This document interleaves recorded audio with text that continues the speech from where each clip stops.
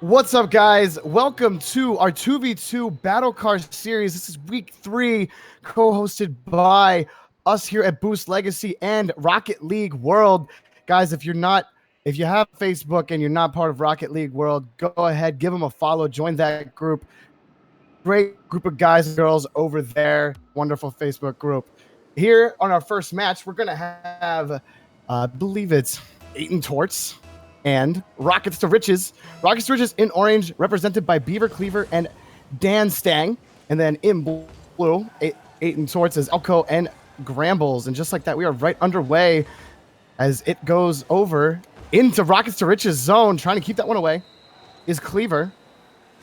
Going up is Dan Stang, trying to get to that one, but he just decides to go right back down, not even try to hit that ball. Alco off on the back one. It goes back to midfield. Trying to keep this one in play is Aiton Torts. But, or not Aiton Torts, excuse me. Yeah, Aiton Torts. Aiton Torts. I don't even know how you're supposed to pronounce that. I guess you pronounce the eights. There's like always 3 different pronunciations for that.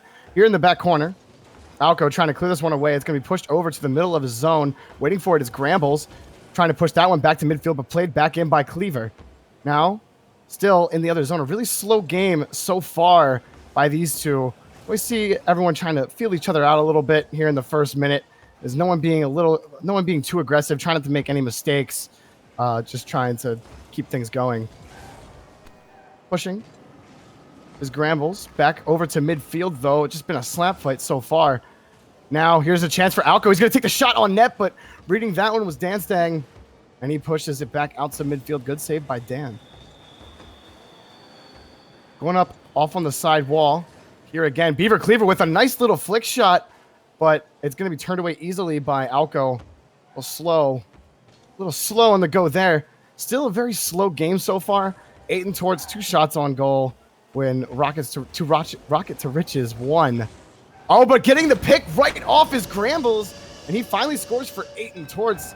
This has been such a slow game that just like everyone's just kind of approaching the ball and like kind of hitting it. And finally, we see a little bit of aggression out of Grambles, picking the ball off from Beaver Cleaver to give his team the lead.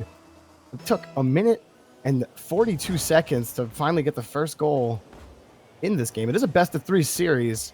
Here, our early rounds, they can tend to be slow. That you might get a mismatch of 2 teams, one just highly skilled over the other. But right now, these guys trying to feel each other out. Right now, it's Aiton Torts putting the pressure on. Alco gets the nice rebound, the pass off of Grambles off the back wall to put them up 2-0 now with a quick goal on the face-off. Rockets to Riches find themselves in a little bit of trouble now as they're playing up just a little too passively.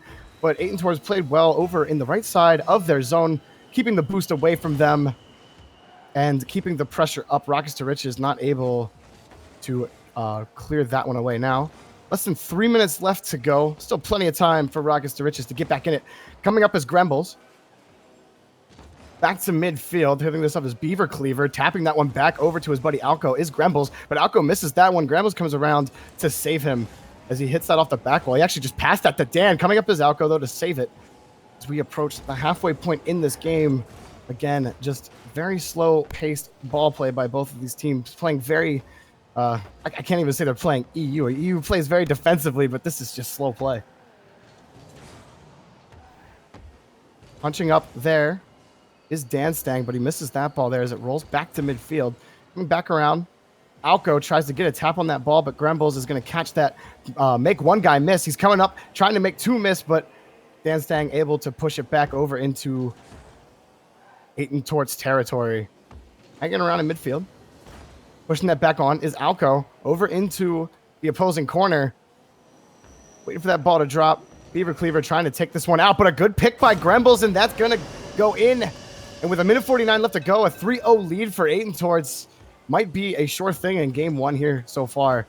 And Rockets to Riches, they're not really being as aggressive as they need to be. There's definitely such a thing as being too passive. And I think that is kind of Rockets to Riches' downfall here right now is they're not challenging balls where they should be challenging them. But here they have an open net and a chance to get on the board. Beaver Cleaver coming right around. And of course, Aiton Torts, a little bit of a misassignment as coming around was Grambles. He went to go get that boost, and Beaver Cleaver taking advantage where he knew he had a free goal and cutting the lead now down to 2. And now very much in this game is Rockets to Riches, but you can't expect Aiton Torts to make a rotational mistake every time, as really the entire game they really haven't. They have played quite aggressive, but with Rockets to Riches not playing, not matching that aggression even in their own zone, it's causing them to, it's why it's 3-1 so far. Aiton Torts, now they have an empty net, but Alco opts to go for the boost instead of trying to shoot that ball onto the net. Opportunity there to go up 4-1. Sometimes, folks, it's better to just slap that ball over to the net instead of going for the boost. This is going to bounce high over the net. Both teammates of Aiton Torts there to clear it away. Brambles going to opt for Alco. Alco slams this on the side while Beaver Cleaver gets it over him. Coming back around is Grambles to try to clear that out. Coming back up in the midfield, hitting that one opposite side cross is Danstang. And not seeing... Just not seeing a whole lot right now out of Rockets to Riches offensively.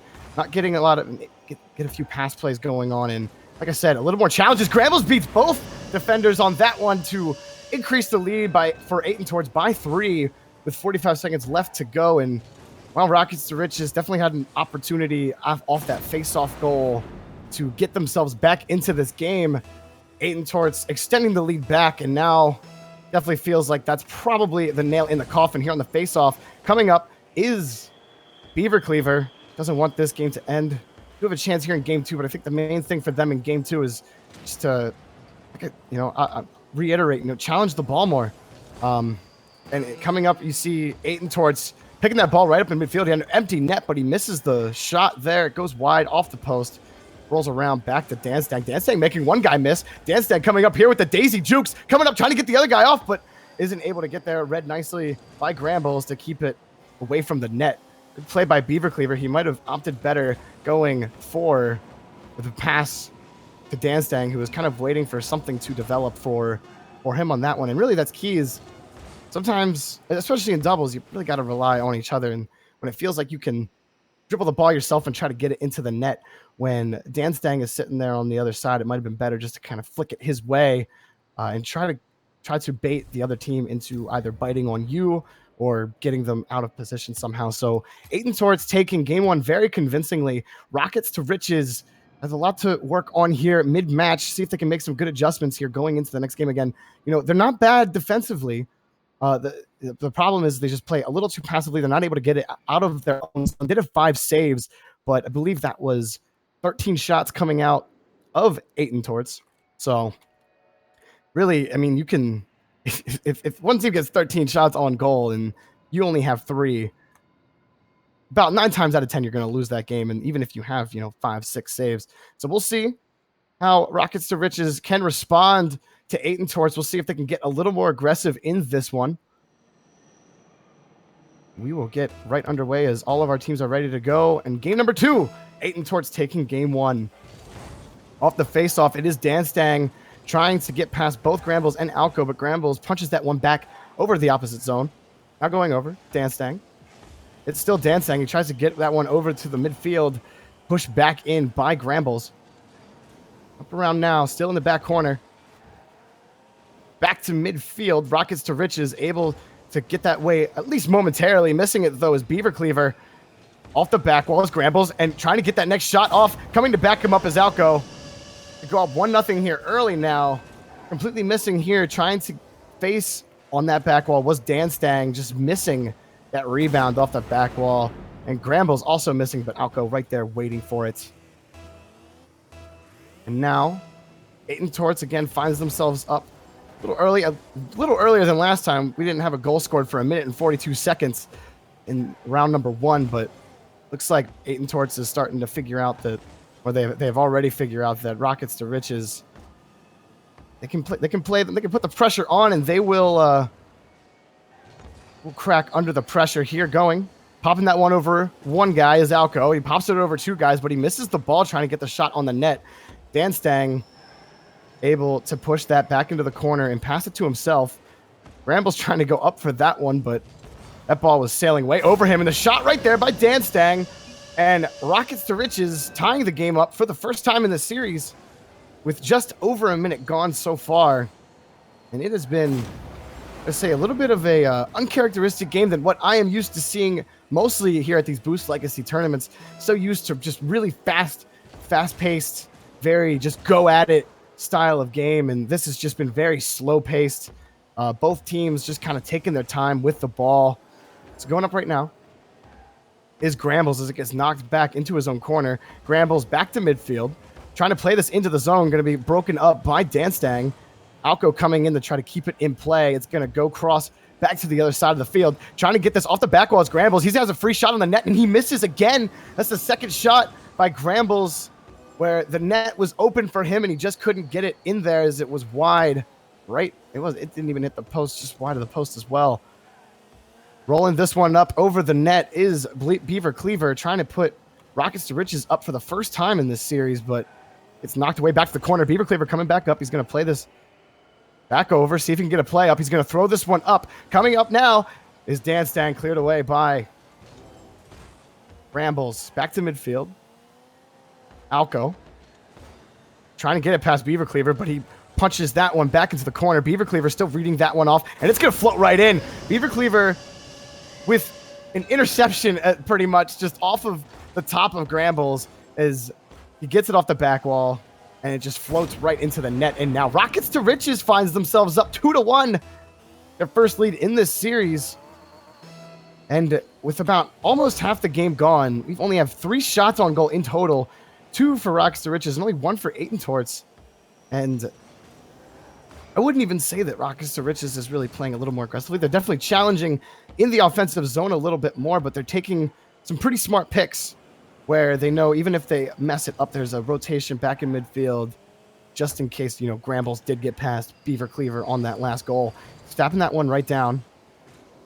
Back to midfield. Beaver Cleaver punching that one back in. It's going to hit off the back wall here. He's trying to get back to that. Trying to fight Alco at the same time. Trying to pass that one over to Danstang, but he gets bumped. Grambles bumping him almost straight into the net with the ball. And now Rockets to Riches trying to get it out of their own zone as both members of Torts resetting here back to midfield. Alco pops this one, bouncing on top of his car, rolling it past the corner. It gets popped up. Coming up is Grambles trying to get the shot on, but another whiff by Grambles. Just had some crucial whiffs here, and it might be the deciding factor as to whether or not this goes to game 3. Grambles, though, going to try to do it himself again, but he can't get the second tap down. It's cleared away by Danstang. Now Dan gets it past Alco, and Grambles trying to race back to the net as Danstang tries to get his car back under control. Taps that one up over to Beaver Cleaver. Beaver Cleaver with the shot that's going to drop right in, and Alco can't even get there. And Rockets to Riches now up 3-1 in similar fashion to the way Torts was up 3-1 in game number 1 with 1:28 left to go. It has been an interesting game, to say the least, so far. Definitely a little unorthodox as far as pace goes. Pushing this one up is Danstang. We've also had just some crucial whiffs coming out from Torts, and specifically Grambles, who's had several opportunities with open nets and just gets a little too excited with the ball and tries to shoot it real fast and, just take that extra second to get your car angle right to line up that shot. And now Grambles going for the very greedy pick. No one to back him up back in midfield, but luckily Alco able to get back around and hit that ball away. Less than a minute left to go now. Rockets to Riches looking to take this to game 3 as this slides back to Danstang. Danstang pops it over both of them, and they're going to go up 4-1 here with 45 seconds left to go.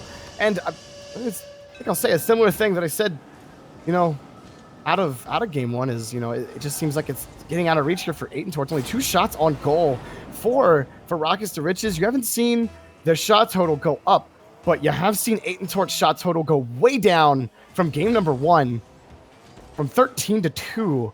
And you have to kind of give credit to Rockets to Riches as they did play a little better shallow in their own zone and getting some good, while risky at times, I'll admit, challenges playing up in Torts' territory. But it has paid off for them to force this to game 3.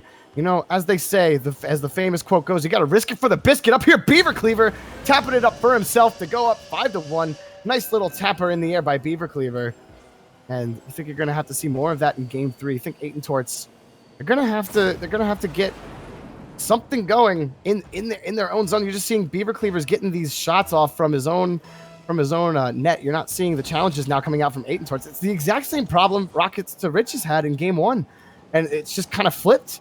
It's kind of bizarre to just see a game kind of flip momentum like that so drastically just out of a game, and it wasn't even a gradual momentum switch where, you know, at the end of game 1, Rockets to Riches started turning it on, and Aiton Torts was starting to lose it. Aiton Torts came out strong out of game 1, really dominant, and then they just kind of, you know, all of a sudden just went dormant against Rockets to Riches in game number 2. But good on Rockets to Riches being able to make those mid-game adjustments that they needed to make, limiting the shot opportunities for Aiton Torts. That resulted in them only getting 1 goal on 3 shots. Rockets to Riches, they had 5 shots on net and 5 goals.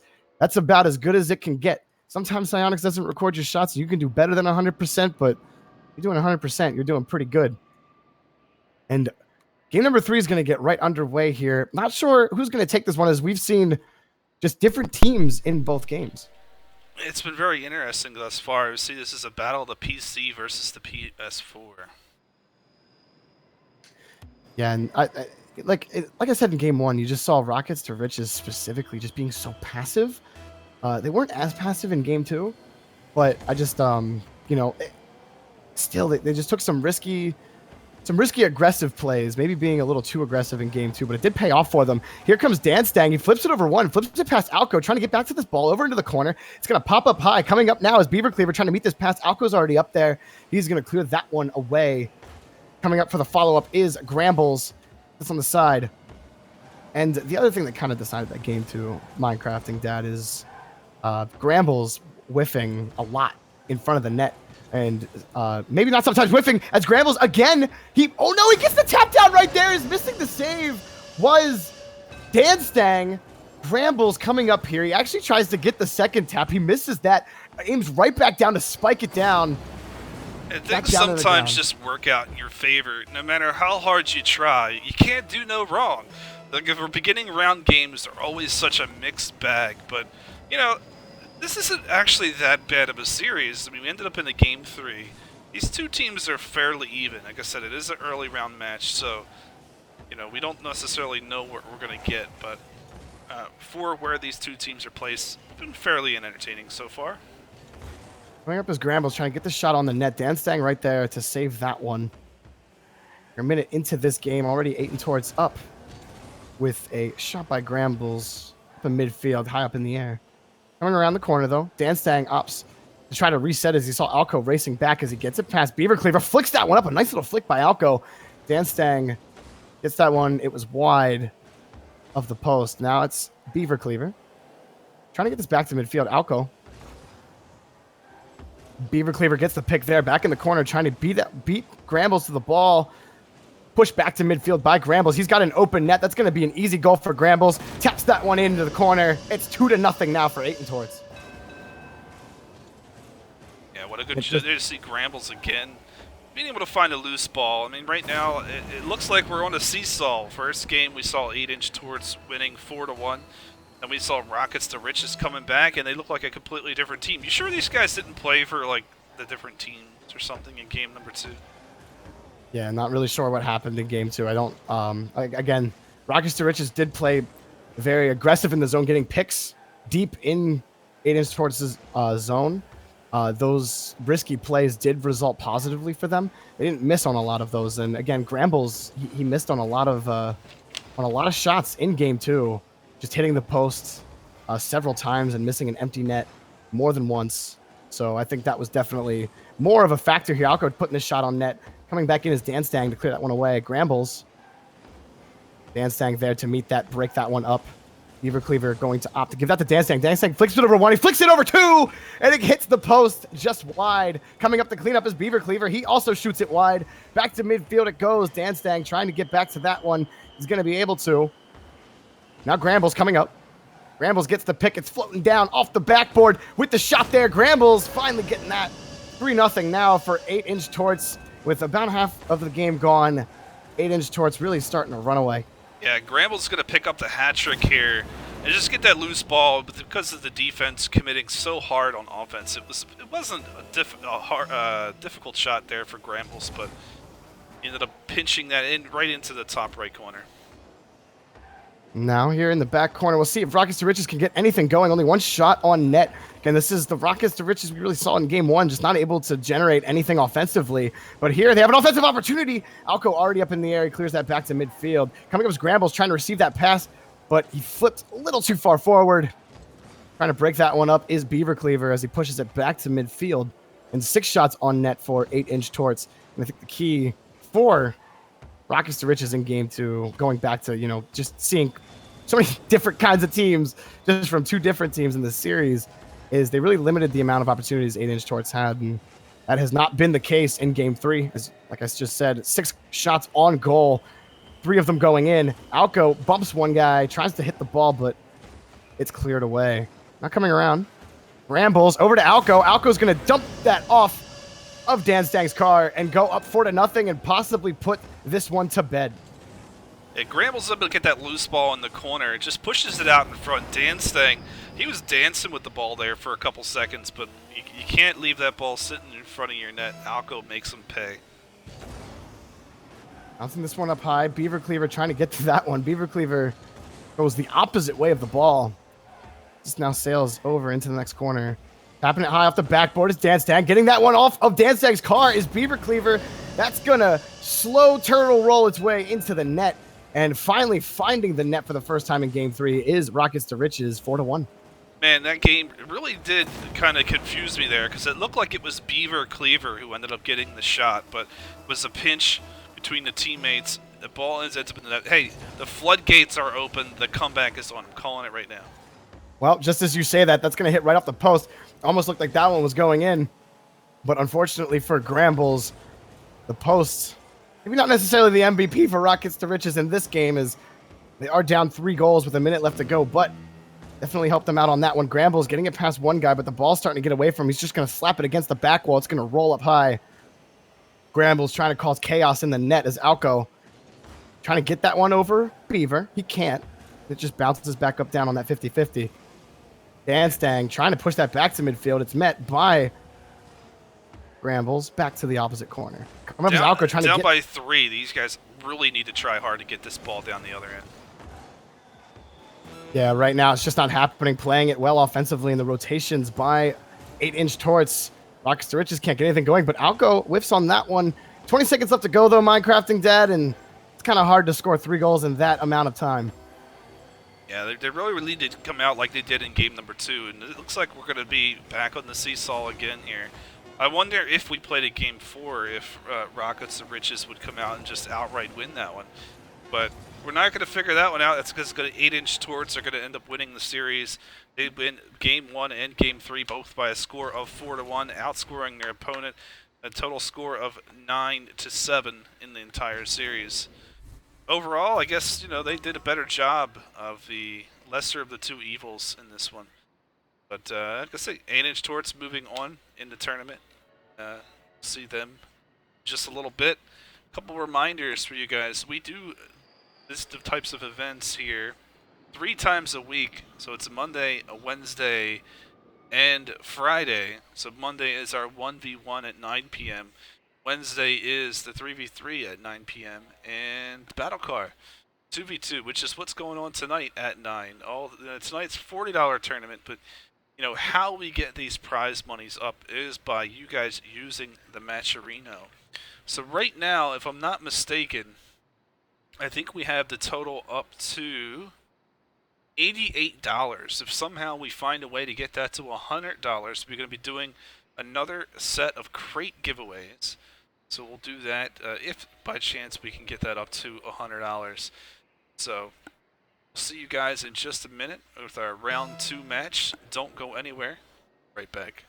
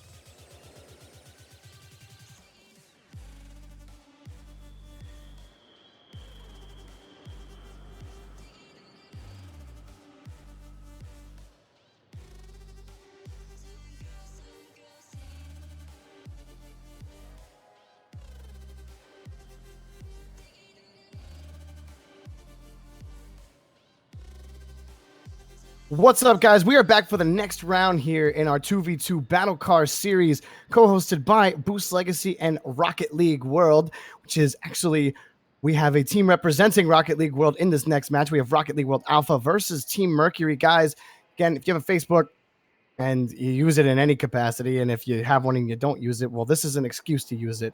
You find Rocket League World on Facebook, you join their group, go past the limit. He's one of the admins there. If you know him, you know he's a cool guy. So you go, you join the group, you post your dank Rocket League memes, you post that in-depth analysis and discussion, you do whatever. It doesn't matter.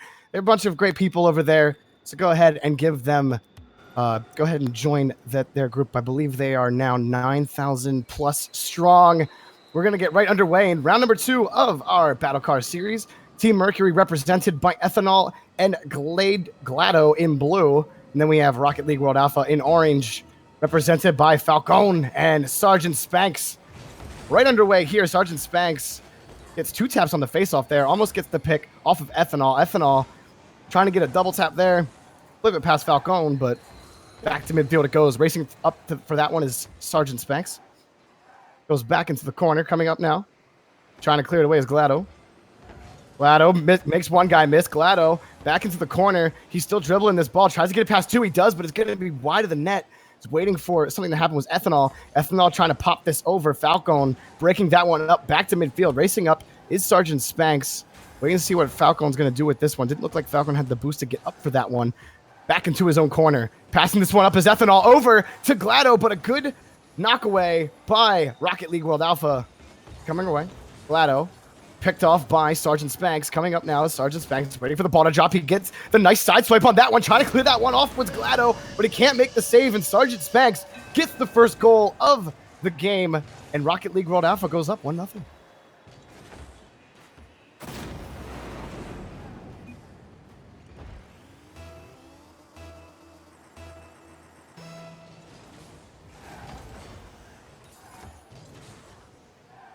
Now here on the face-off, this is going to bounce in midfield. Coming up for that one is Falcone. It's such an interesting way to say his name, Falcone. I feel like that's like bourgeois, fancy way of saying it. Coming up now, Sergeant Spanks just sends Glado into space. He hits the ceiling. Ethanol going to put this in play for his team, though. Coming up to try to get that one is Sergeant Spanks, but he misses that one. Coming to back him up, it's Falcone. Back on. Glado keeps it in play. Now hits that twice off the sidewall. Ethanol spikes that into the corner and ties the game up 1-1, Team Mercury. Yeah, Glado doing great work here, pushing that ball into the corner, getting a pass over to Ethanol. He puts himself in a great position, able to squeeze that ball in between the top post and the defender, evening it up at 1-1.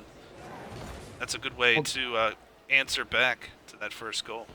Well, Glado here on the face-off was going to take it alone as both team members of Rocket League World Alpha stayed back, dumping that one down with Falcone, but really he was just setting it up for Glado, who taps that in easily for the 2-1 lead for Mercury. Yeah, you definitely do not want to give opportunities in front of your own net, turning the ball over to the defense. Glado there doing the cleanup work, but really it was his teammate who created that opportunity. Now on the face-off is Falcone, and Ethanol kind of rolls in midfield. Coming for the follow-up is Glado, tries to get another shot on net, but Sergeant Spanks already up for that one. Meeting it is Ethanol for the follow-up. It hangs around now in the middle of the zone of Mercury. It's going to bounce dangerously here. Coming to get that one away is the Ethanol. Both team members of Alpha, we're on the other side of the field. Pretty safe play. Oh, getting a nice pick is Ethanol. It's going to hit high. Glado not able to get the connection as it looked like he bumped in to Falcone there. Back to midfield. Sergeant Spanks gets picked off by Ethanol. Ethanol off the back wall, coming to hit this one again. He makes one guy miss. Good Sergeant Spanks able to get him on the 50-50 and clear back to midfield. Back again here with the shot. It's going to be wide off the back wall. Glado able to clear that one away. Pushing it back to midfield is Glado still. Can't get it over Falcone. He clears that one back. Waiting for the ball now is Ethanol. Ethanol, the ball goes sailing over him. And he's trying to get back in time. Falcone trying to pick it off on top of him. He's not able to. And Sergeant Spanks gets obliterated in the offensive zone. Now with less than half the game left to go. Another obliteration. Glado pops that up. And a good stop by Falcone, clearing it away. Coming from the dead is Sergeant Spanks, and now he has an open shot on this net. Can he get there in time? Glado with the great save. Coming back for the rebound is Falcone. Oh my goodness, it hit off the crossbar. Bounce down.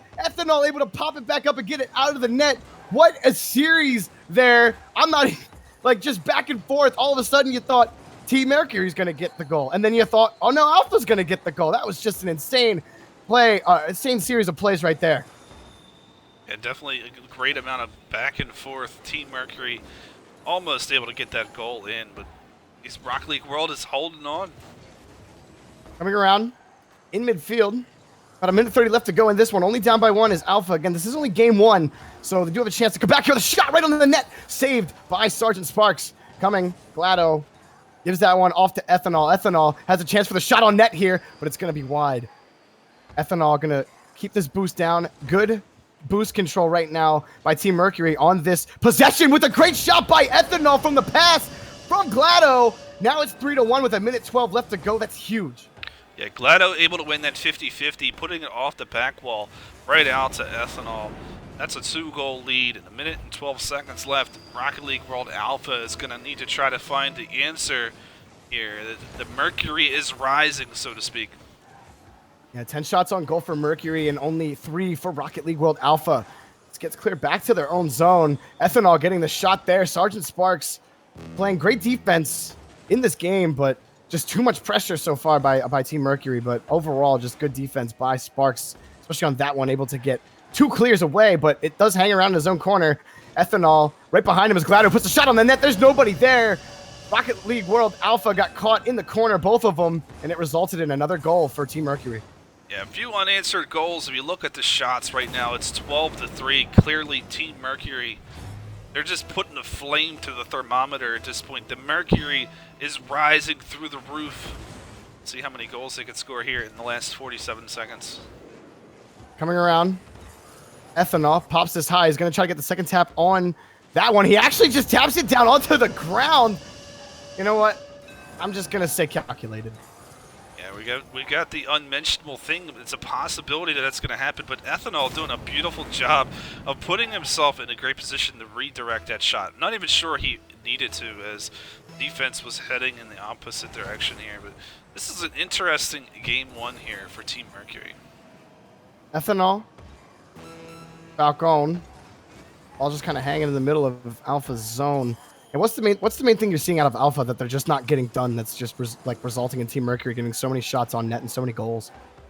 They need to separate the ball away from from Team Mercury. They're giving them too many chances. I mean, if you give a team outshoots you by a score by 4-to-1 ratio, you're definitely not playing great defense. So they need to increase their defense. We'll see what happens here. GLaDO able to clear that away with a last-second shot by Rocket League World Alpha. Team Mercury taking game 1 very, very convincingly, but yeah, I would say, like, better defense at the same time. Just there was just too many opportunities in the offensive zone. I guess that's kind of alluding to me saying the same thing. Just play better defense, but really just play better in midfield and kind of challenge these pass plays before they really result. A lot of these goals coming off of the back wall rebounds. I mean, one of the things you got to point to the fact, because the Rocket League World didn't score a lot of goals, but if you look at Team Mercury, a lot of their plays were team plays. So they were able to find that synergy, and they were able to find it pretty early on. And that's something that is really going to be a difference maker when it comes to 2v2 tournaments. Rocket League World Alpha, while these guys have probably played together, right now the synergy on Team Mercury is just is far and away the big difference maker. We will see how Rocket League World Alpha can come back here in game 2. Best of 3 series. It's do or die for them to move on in the tournament. It was GLaDO and Sergeant Spanks on the face-off. Ethanol getting the follow-up, punching it back into the zone, waiting right for that one is Spanks. So he goes up once, tries to get that off to Falcon. Falcon able to get the tap, but it's just wide of the net. Ethanol, he's dribbling. He pops it. It's going to be just wide off. And meeting that one off the wall was Spanks. I think that's also important for Rocket League World Alpha. Not let those rebounds happen. And now a chance for them to go up. And he does! A great pick by Falcon off of Team Mercury. And it's 1-0 early for Rocket League World. Yeah, this is exactly what they needed to see here. Ethanol putting himself, looked like he was in good position, but both Falcon and Sergeant Spanks able to get in there. Just basically like, no, this ball is going in your net. So eliminate all possibilities of rebound. Yeah, Falcon not letting that ball go anywhere but back behind Team Mercury here. Ethanol trying to get the second tap on that. He does, but Falcon able to tap that one off to the side, and Glado just completely misses. Able to recover and get the next pop. Going up, back to midfield. A bit of a slap fight here. Uh-oh. Catching them almost out of position. Glado able to make it back and keep that one away from the corner. Alpha almost found themselves in prime position for a breakaway. But off the back was Glado, and the shot by Ethanol, but it's going to go wide. Off the tap by Sergeant Spanks. Good awareness by Sergeant Spanks. Just a little bit of a tap was all the difference it needed to save that goal and prevent Team Mercury from tying this one up. Another opportunity by GLaDOS, but pushed back in. Sergeant Spanks back to Falcon. Falcon hits that one off the ceiling. Sergeant Spanks down there waiting for it. Coming up now in their own zone. GLaDO pushes it back to midfield. Falcon trying to get back to that, but it's going to hit against the back wall. He does pinch it and try to get a second tap on this. GLaDO still playing it in. Now trying to get something set up for his team. Mercury trying to get something going. Falcon not getting the clear he needed there. Sergeant Spanks almost got dunked on by Ethanol, but he's able to clear that one away and almost make a shot of his own, but he had to split two defenders, just not able to do that cleared away. Trying to get the quick goal there was Falcon trying to get the shot, but he just missed as well. GLaDO off the back wall. Coming in is Ethanol with the laser to tie the game up 1-1 with 3:03 left. Yeah, I mean, this is exactly what they needed. GLaDO, again, getting a pass over to Ethanol. These guys just seem to be able to, like magnets on the front of their car, able to find each other. So even if they're down by one, I think they still they're able to manage to find a way to claw their way back into it. Coming up is GLaDO. Ethanol keeps it in play. Now, Rocket League World, see if they can generate some more offensive opportunities. Only 2 shots on goal for them so far, but then again, Team Mercury only has 3 of their own. So we approach the halfway point in this game, pushing it back. Crossfield is Falcon. Coming up to take that is Sergeant Spanks with a shot on the net, and Ethanol clears that one away before it can even hit the crossbar. Back into the corner. Falcon beat by GLaDO on the 50-50. GLaDO hitting it over another defender, and he's going to get this one. GLaDO doing it all by himself to put Team Mercury up 2-1. You can see GLaDO coming out of the corner. Looks like he was able to get boost that Batmobile, and using that big old paddle, just knocking the ball down. Finds a way between 2 defenders. We're halfway through the game with 2-1 lead for Team Mercury, looking to close out this series in game number 2. Down and around. GLaDO looking to put on the hurt with more goals. Trying to pass this one back over to Ethanol. He's going to get it to him. Ethanol pops it wide, though, and the ball gets away from him. And away from the corner. He's able to get back up to it. It's hanging down off the backboard. Coming down, Sergeant Spanks able to push that back opposite side. GLaDO. Falcon coming off of GLaDO. Ethanol back into the back corner. Coming up is Sergeant Spanks. He gets this tap off. Turning back around is Falcon, but GLaDO was already in the air. He saw him. I'm not going for that aerial. That would be a huge mistake. Going here with the shot by Ethanol, and that might do it with the way this game has been going, but anything can happen. Team Mercury up 3-1. Ethanol be able to find that loose ball. It's kind of a rough 50-50, but gets a perfect bounce off the wall back out to himself. A 2-goal lead here at 1 minute and 46 seconds. The writing is on the wall. In Rocket League World, I mean, there's still a possibility that they can get themselves back in, but it's going to be tough. Well, here, almost putting it into his own net was Falcon, but he did hit it high off the backboard with an opportunity trying to be generated here by Spanks. Broken up by GLaDO. Back for another chance is Falcon. Again, broken up by Ethanol and GLaDO. Ethanol trying to put another shot on. He's going to get the shot, but it's going to be wide. Bring around. Now with another opportunity, hanging that over the net. GLaDO meeting that head on with a shot rebound by Spanks. Met on the 50-50 by Ethanol. Trying to keep this one in play. They only got one man to beat, but they can't get around each other's cars, and they run into each other.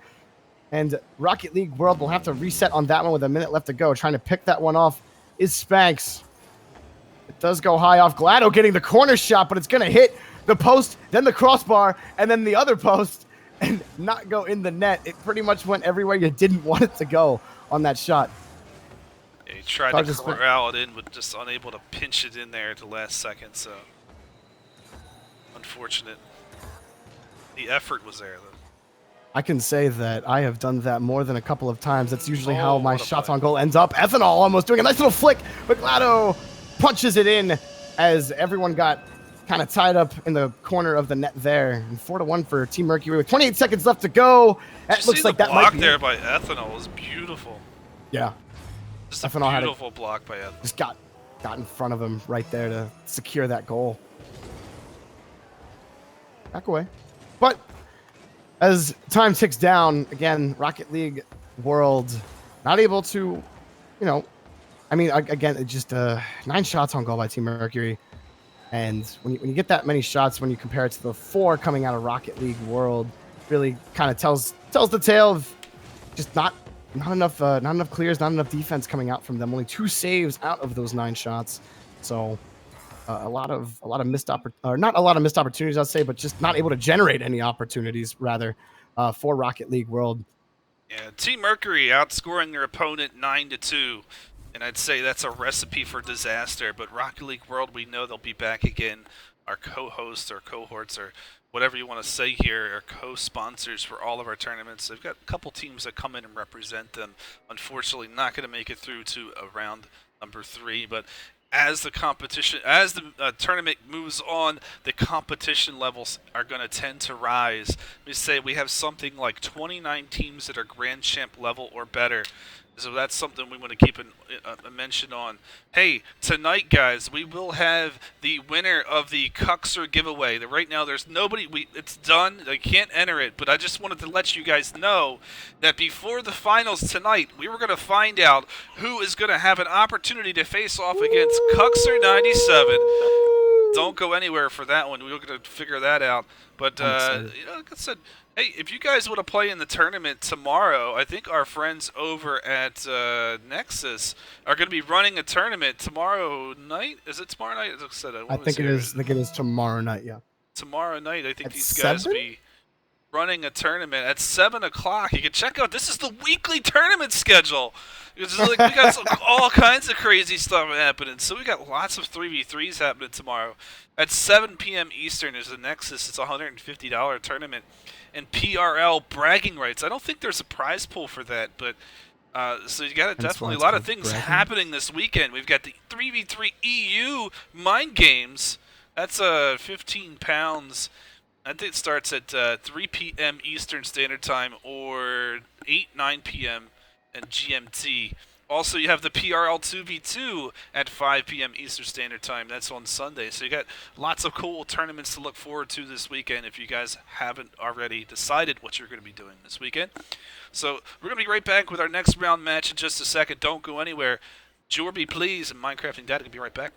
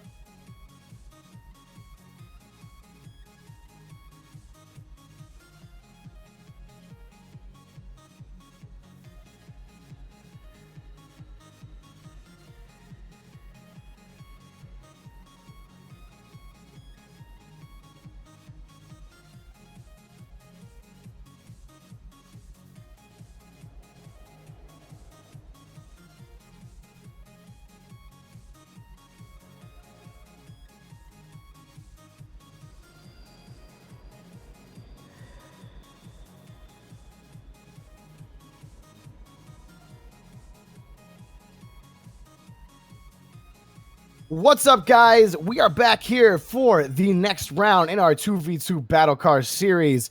I am Jorby, please. With me is Minecrafting Dad doing color. We're gonna have a good one here. I'm excited. We have Bloodbath Beyond. It's blood, comma, bath, comma, beyond. Well, in their registration, it's bloodbath is one word and beyond. Okay. So like, isn't Bloodbath it like and Beyond. Yeah, like Bed Bath and Beyond, but blood instead of beds. I like it. It's metal.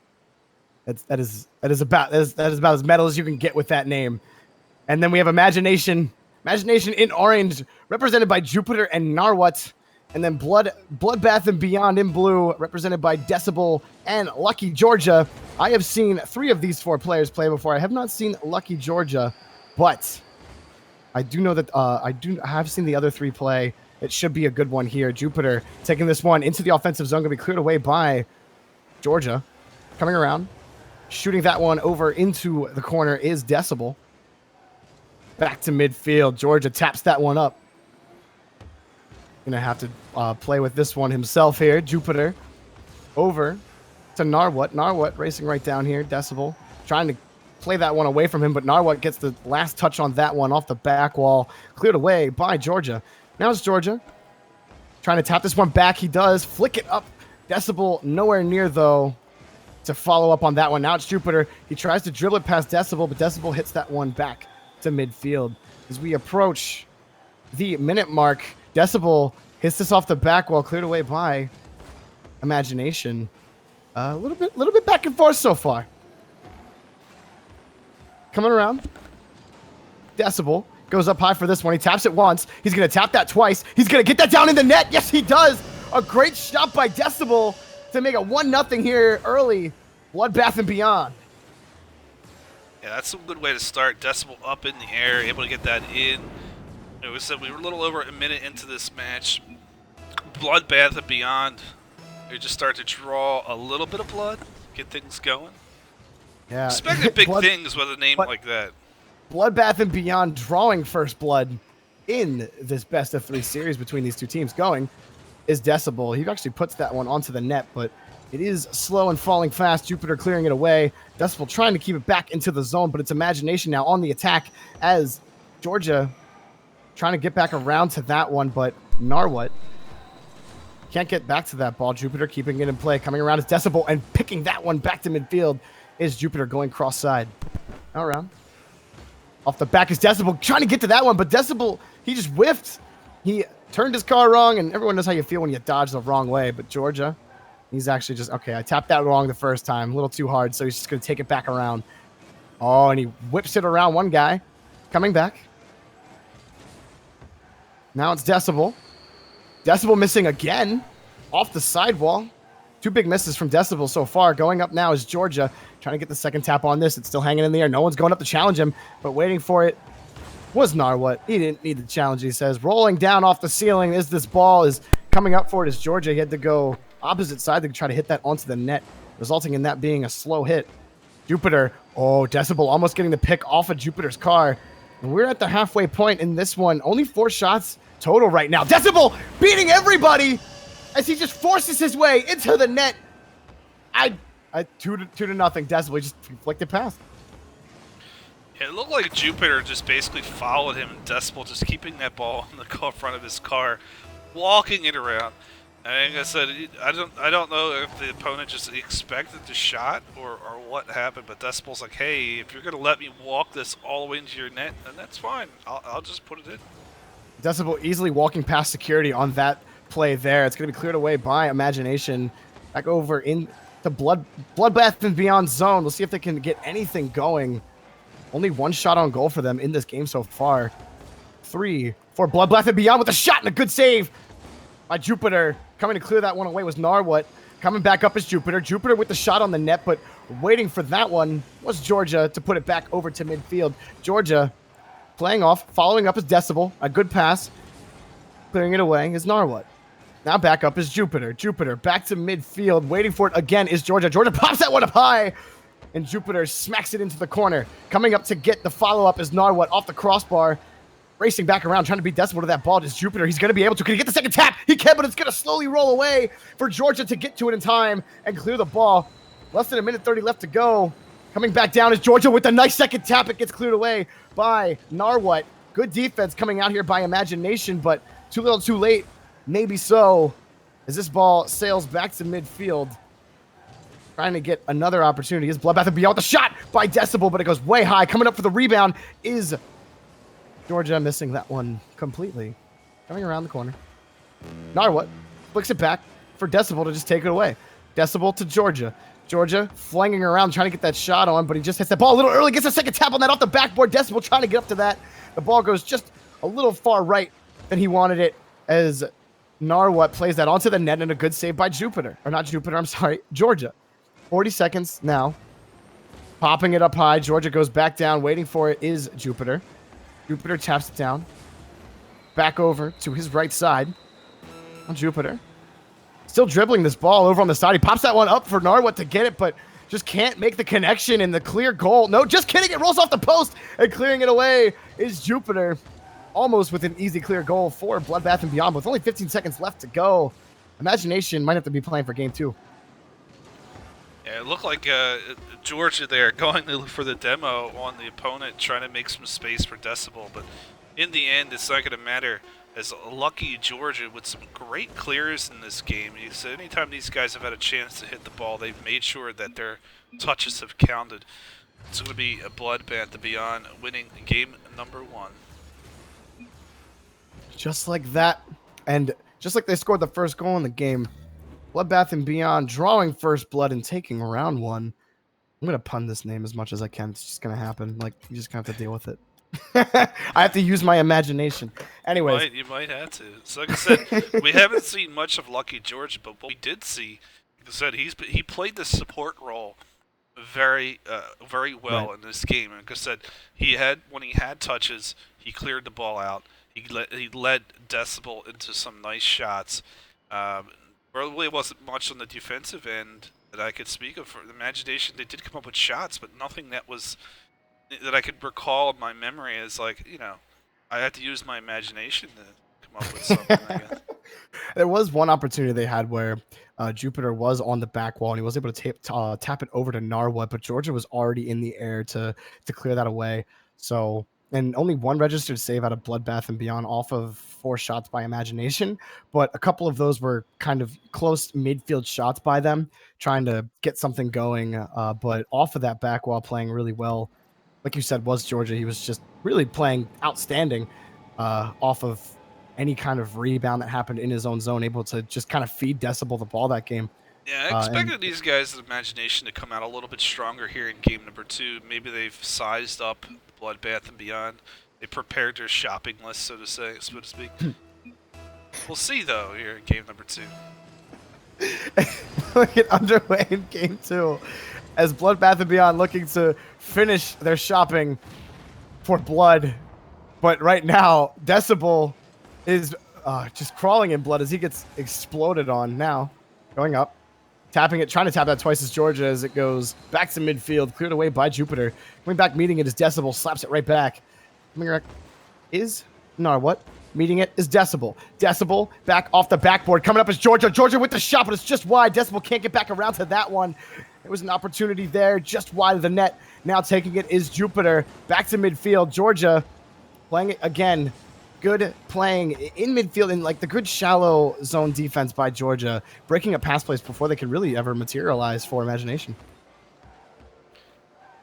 Thus far, we haven't seen anything from either side. We do see the pressure, though, from a Bloodbath and Beyond the first minute. Now, trying to play this one back and take back control is Georgia. Narwhal passes it back to Jupiter, who slaps it back into the zone. Going up, Decibel. Really just meeting back to Narwhal. Narwhal, he might have a chance on the ball there. Just needed a little more oomph on that one. Decibel off the ceiling. Goes back. Gets the second tap on that one. That was Jupiter. 1-0. Jupiter slamming it on the ceiling. Getting the second tap as it comes down. Nice shot there by Jupiter. Well, I mean, it goes to prove it doesn't have to be pretty. We don't have to see pretty goals. Sometimes you just got to, like, pull one literally from somewhere and just make it happen. Well, if anyone was going to complain about Jupiter, the beauty of Jupiter's goal, he will point to the scoreboard. and say, so what? Here we go. A minute 30 gone in this game so far. Imagination finding their first lead in this game, their first goal, really, of the series. Coming up, Jupiter trying to get that one off the backboard. He's going to miss. Narwhal able to bail him out as this goes into the opposite corner of Imagination's territory. Now pushing it back opposite side. Floating around, trying to get that pick is Georgia. He's going to hit the ball, but it's going to be wide, trying to set himself up for another shot. But meeting him early was Narwhal as it gets pushed back. Now it's Decibel. Met by Narwhal over to Jupiter. Back in to the zone by Georgia. Georgia tops that down. Decibel coming up for this one. He's going to shoot it onto the net. Trying to bump Jupiter was Georgia, and Jupiter flipped that one up, and now there's the shot. And almost saving it was Georgia, but he's not able to get there, and getting the goal is Narwhal, and it's 2-0 now for Imagination. Yeah, again, we go back to this about making sure when you have an opportunity on the ball, putting as much power into it as possible. Put it on net, good things happen. Remember, you get 2 goals from Imagination. They're up by 2 here in game number 2. It's a different game altogether. All they need to do is get some lucky bounces. You know, this is what you do. You know, it doesn't have to be pretty. Just get it in the net. Yeah, about halfway through this game now. Not out of it yet is Bloodbath and Beyond, but right now, putting the shot on. Wide by Decibel. Back to midfield. Jupiter takes the shot. It's going to go right in. Jupiter shooting the laser, passing it to himself on the sidewall. 3-0 now, Imagination. Yeah, Jupiter using that big old pancake, gets in front of the defense, and just able to find a good spot there to pitch it in. 3-0. We're about halfway through this match. Right now, Imagination is, doing a great job of putting themselves in position here to win game 2. Coming up is Jupiter trying to put another one in, but a good save by Decibel is up there waiting for him on that one. Going up, Decibel trying to do something of his own, but the ball goes behind him. He hit that on the top of his car, and it sails back to Jupiter. Jupiter over to Narwhal. Narwhal puts the shot on the net, but it's soft. He beats Decibel anyway, bullying his way to the end zone, if you will, the net. 4-0, Imagination. Look right here, right before this 50-50 chance, Narwhal putting himself in a great position and is able to get that dunk back into the net. You got the blow and go, and I just got the 50-50 dunk. The 50-50 dunk, indeed. Coming up, Jupiter on this face-off, able to win that one cleanly, even after the follow-up by Georgia. He bumps Georgia out of the way, but then Georgia returns the favor. Coming back is Narwhal, trying to get a play going. They really want to put this out of reach of Bloodbath and Beyond. And it looks like they're going to force game 3 here, the way this game has been going. Oh, the shot by... Ooh, he misses that one just off the post. That was Jupiter on the shot. And he's going to roll this into his own net. He just gets that one away as Georgia was looking for that. Coming around is Jupiter. He gets it past Decibel as well. And if he can get to this ball in time, it's a goal, but it bounces up high. Georgia off the back wall. Shotting that is Narwhal. It is blocked by Decibel. Narwhal pushing that off to the zone. That was just an odd play. It was just a weird play. It just looked odd. You got to look at this game. It's the shots are so incredible. It's 9-1 in favor of Imagination. Now Decibel, he's going to break that goose egg. You know, they're down by 3. Do they have enough steam in this engine here to? Well, let me tell you what the game thought about Bloodbath and Beyond's goal there. They didn't even give him a shot for it. That's about how game number 2 has gone for Bloodbath and Beyond.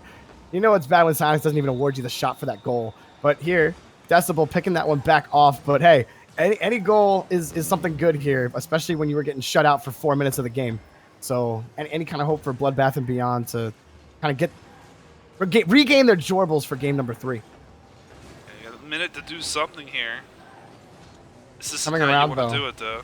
Jupiter picks it off, and he's just gonna the BM by Jupiter as he just sails into the net afterwards, lets that ball roll in, and he's like, what are you gonna do about it? What I love is the Batmobile is so skinny. it literally goes underneath the bounce. Like, you couldn't predict that. Like, you try to get the BM goal, and you can't do it because the Batmobile is just too skinny. Oh man, Jupiter trying to push that one up. Decibel gonna get this shot onto the net. It's going to hit the crossbar. Coming at the follow-up is Georgia, and they get another goal here, but down by 3 with 34 seconds. Georgia. I got Georgia on my mind. Some old Ray Charles. Right? Yeah, that was very, yeah. I am taking a blast from the past by McDad. But hey, I dig it. I love me some Ray. I'm probably going to end up at this tournament listing this some Ray Charles now. Coming up is Lucky Georgia, but Jupiter picks that one off with 22 seconds left to go. Puts his team up again by 4 goals. Imagination imagining that they're going to be taking this series and at least forcing a game 3. Yeah, Jupiter, making this isn't your normal day at the park here. This is a 6-2 drubbing here. They're going to put themselves back into this series. It's all tied up at 1-1 after this here. You just got 20 seconds to wait. And like I said, I'm sure Bloodbath and Beyond, they want to get out of this game and just find a way to, reset. And things just did not go their way here in game number 2. Did not at all. And it was Imagination just causing a bloodbath for Bloodbath and Beyond as this sails in the air and ends 6-2 in Imagination's favor and forces another game 3. I think it's kind of rare that we go, well, the last game was a sweep, but two best of 3s going to game 3 in our first 3 rounds so far. Been really interesting matchups. I mean, we saw Bloodbath and Beyond win game 1 by a score of 2-0, and they really kind of dominated across the board. And, the big difference between that game 1 and game 2 is Imagination just tended to find themselves, and that happens a lot in Rocket League. The team coming back, you can never look at what happens in game number 1 and say, oh, well, this is exactly what's going to happen in game number 2. So it's very difficult to kind of repeat what happens in the game 1, especially when you have teams that are right about the same level. They made some adjustments. Whatever they made an adjustment, it was a good adjustment. Let's hope they can continue to do so moving into game 3. Bloodbath and Beyond, they're going to try to reverse it back again. We know Decibel is one of those guys who hit the high angle shot, so want to keep him from having those types of opportunities. We talked a lot about Lucky Georgia in game number 1 with powerful clears. I don't remember saying that much in game number 2. Let's see what happens. Yeah, definitely not. Imagination able to put on a lot of pressure. Definitely just a lot different from what we saw in game 1. But hey, sometimes just all you need is a reset to be like, okay, now we know what we need to do. We know what the other team is capable of. So let's readjust and play our game. But here now, Georgia has an opportunity as he's going to pop this once. He's going to pop it twice. He's going to hit it in the air, and it's going to be cleared away by Jupiter. Jupiter tries to hit that back into the corner. Georgia trying to keep this play alive. Jupiter flips that one the wrong way, and Georgia's going to take advantage and get the first goal of the game. And Bloodbath and Beyond draws first blood, 1-0. Yeah, look, Lucky Georgia again. Like I said, you just find the loose ball. This is an easy goal. Not much to say about it from that standpoint. But the first goal is very meaningful in a game number 3. Yeah, coming up is Georgia on the face-off. He's going to win it cleanly and pop this one, or at least try to pop it over Jupiter. Now it's going to sail up. Jupiter's going to try to get the second tap, and he does, but it's going to hit off the back wall. And his buddy Narwhal isn't there to follow up, but Narwhal waiting for a few more hits to hop down, and Jupiter takes control. Jupiter coming back to Narwhal. Narwhal bouncing it off the back wall. Jupiter with another off the back wall, and it sails away from both of them. No one can get back out of position. Jupiter knows there's no one back there, so he desperately tries to keep the ball in the corner, and he's able to, and allows Narwhal to get back to midfield. Good job by Jupiter, but now they're in danger as Georgia tries to get that over, and Narwhal makes a great save there in his own zone. Georgia almost getting a nice flick over. And now Jupiter meets him on the 50-50, pushes it back into the corner. Narwhal with the follow-up. Over to Jupiter. A good pass, but it's going to hit the back wall. He's going to get the rebound and get it and tie the game 1-1. That's a series of very fortunate events here. As Norwood putting it off of his teammate Jupiter with a little flick. There's nobody left on defense. All they're going to do is push it in the goal. All tied up 1-1. A little bit more than a minute into the game. This is exactly what we want to see in a game number 3. Yeah, right now, Georgia bumping Narwhal out of the way. He gets it past him as well, trying to wrap back around to it. Jupiter beats him, waiting for it is Decibel, trying to push that one back to midfield. He gets it past one. He's trying to get it past Jupiter. He picks that one over on the corner, but it gets knocked away. Georgia right there waiting for it. It hits off the backboard. Jupiter meeting it before it bounces out. Coming out now is Narwhal. Narwhal can't get it past Decibel, who shoots that opposite field.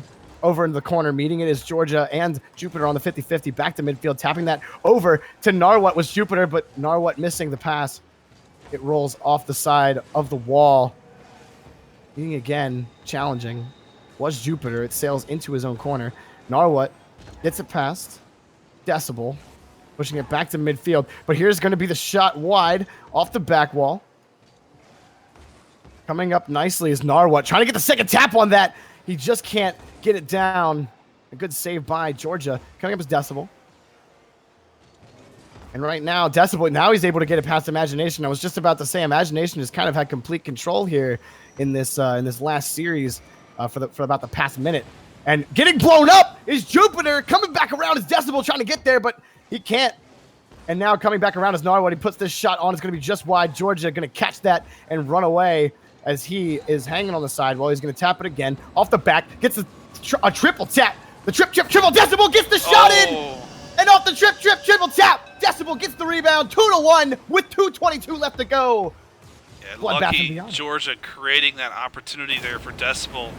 Lucky Georgia says, just get yourself into the corner and I will put it there, bro. All you got to do is tap it in. With the taparoo. Bloodbath and Beyond taking the lead back again. Less than half the game left to go now.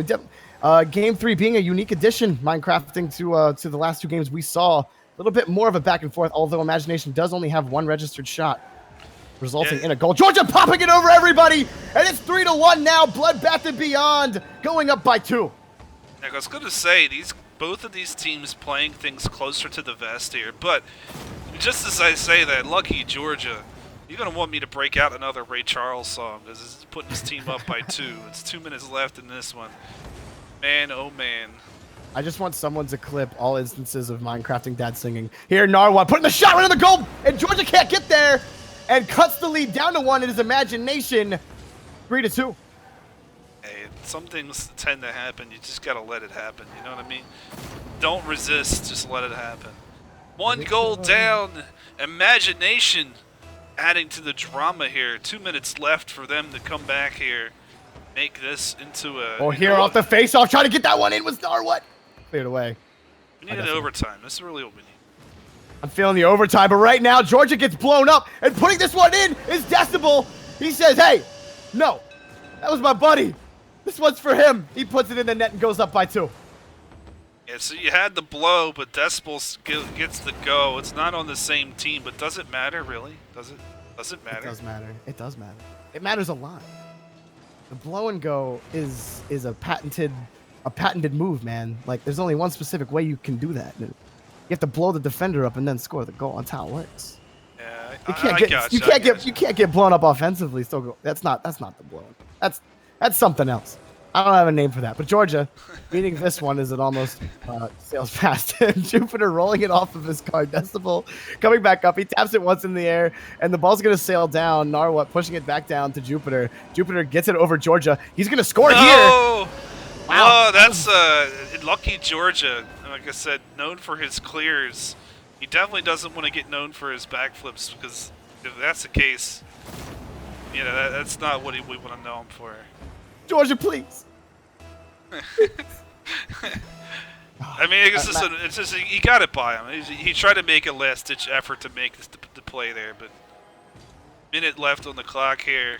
Imagination is doing everything they can to keep themselves in this match.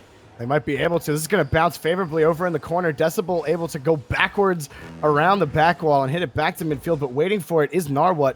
Narwhal hitting it very oddly there on the sidewall, and missing it is Jupiter. Is now both teammates rush to get back to it. Slapping it against the sidewall. Jupiter receiving that. Jupiter still on the ball. Sails this one. It's going to hit the back wall, but Decibel is able to get the tap there. Decibel is definitely, from all the times I've seen him, he just has very solid backboard defense, and that really is crucial to any kind of doubles match.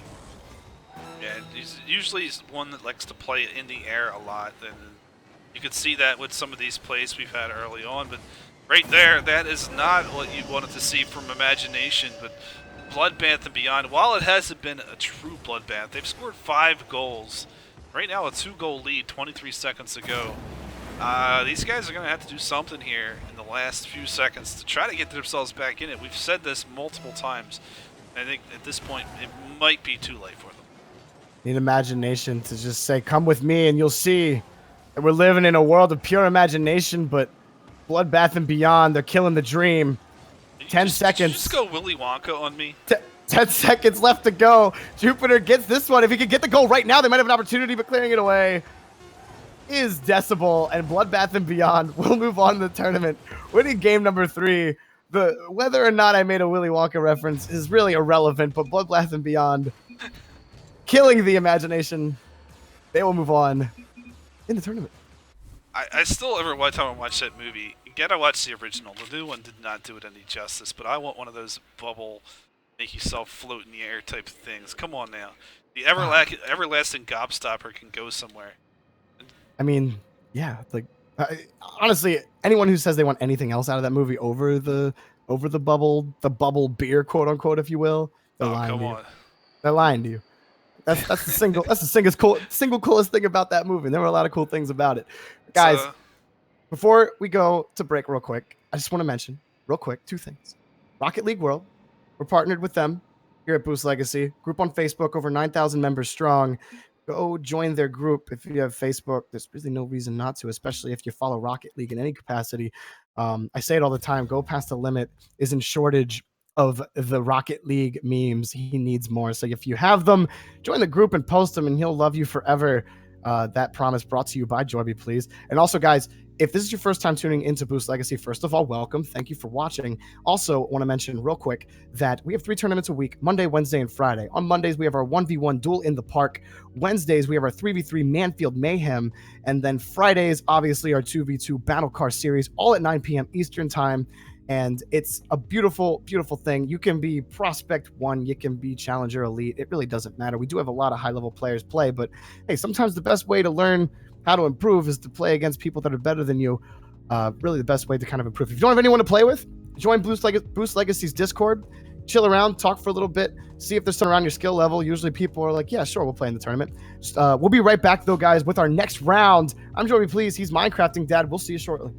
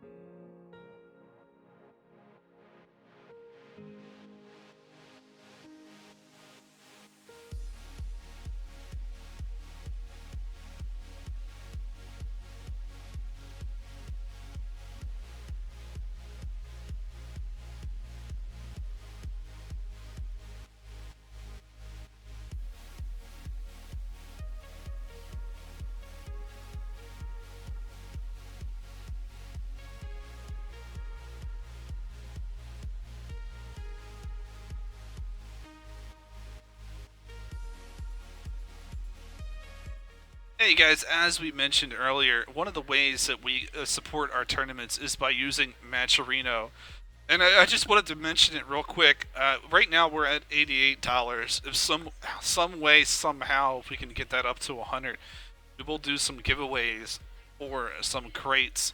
So just keep that in mind, as we are very close. We're only $12 away. All of our tournaments are funded by you guys. You guys are really how we fund our tournaments. So if we get our prize pool up to around about $125, that means our 1v1 tournament will be $25, our 2v2 and 3v3 will be $50 a piece. But we should be able to get up to the $100 mark. It's only $12 away. That means our 1v1 will be $20 and our 2v2 and 3v3 will be $40, which is still good, but you know, in order to put on these types of tournaments, we definitely do need your support. So if you can, find a way. Definitely help us out. We do appreciate it a lot. We're here, you know, this is your community. This is where you guys can build your legacy. That's why we are Boost Legacy. Want you guys to, be part of it. We got some exciting things coming up in the near future. We wish we could tell you all the great news, but all I can do is tell you, keep on playing, keep on trucking along. There'll be some great things coming from Psyonix. You heard the news recently within this past week. Keep playing the tournaments. Keep getting better. You want to play in these tournaments. You want the tournament experience. So find a way to get here and get in these tournaments, guys. Be right back in just a minute with our next round match. We're just waiting on one of the teams to finish up, and then we'll get our round 4 match underway. Don't go nowhere. Be right back.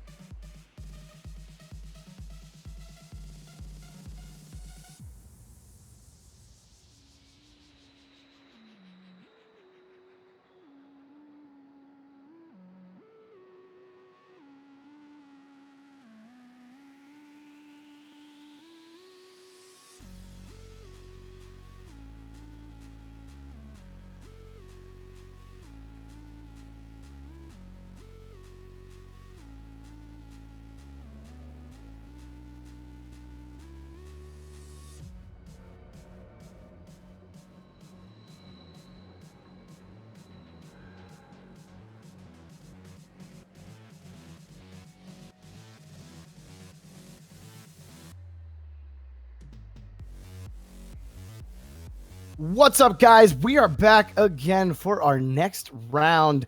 This one proving to be good. A little bit of a surprise to me. 8-inch Torts has made their way this far into the tournament. Just saying, a little bit of surprise just coming out. You know, it's hard to go so far in these tournaments, and just from what we saw in the first round, from the quality of opponents that we know that they had to face, impressive to see them make it this far. They are facing it off against a great team, Darebell. A couple of great players between Derek, excuse me, and Bell. Minecrafting Dad, what do you think about 8-inch Torts making it this far? I mean, I'm not 100% certain. Like I said, maybe we saw them early on, but I know Darebell is a Derek and Bell, so definitely know what we're going to expect to see out of those guys. Should be some high-flying action, but one way or the other, is Cinderella's story or maybe misconception on the behalf of 8-inch Torts. I do love the 8-inch Torts name, by the way. Yeah, it is a good name. Grambles hitting this one up, but meeting that one was Bell, who puts the shot down, and meeting right away was Alco. Again, Derek. Over to Bell. Bell spikes that one down, but Derek too far away from that. Receive it. Derek trying to keep that one in. Grambles going to try to clear this one away, but that ball just sails over his head as it's now dangling around in his corner. Trying to pop that one up over Bell, or over Derek. Derek picks it right down. Bell trying to receive that one. Bell going up, going down. It's going down the crossbar. He almost gets the second tap, and pushing it away was Alco. Good defense coming out from Alco there as he slaps it back over into Darebell's corner. Now going up for this shot is Grambles, but he just misses that one. We did see a little bit of that in the last game we saw of them. Bell getting a 2-tap down. It's going to go in 1-0 here early by Darebell. Yeah, Bell coming up with a loose ball, and you could see by that tap there was two defenders that passed through the window, leaving a wide open net for Bell. I mean, hey, this is the first goal of the game 1 minute in.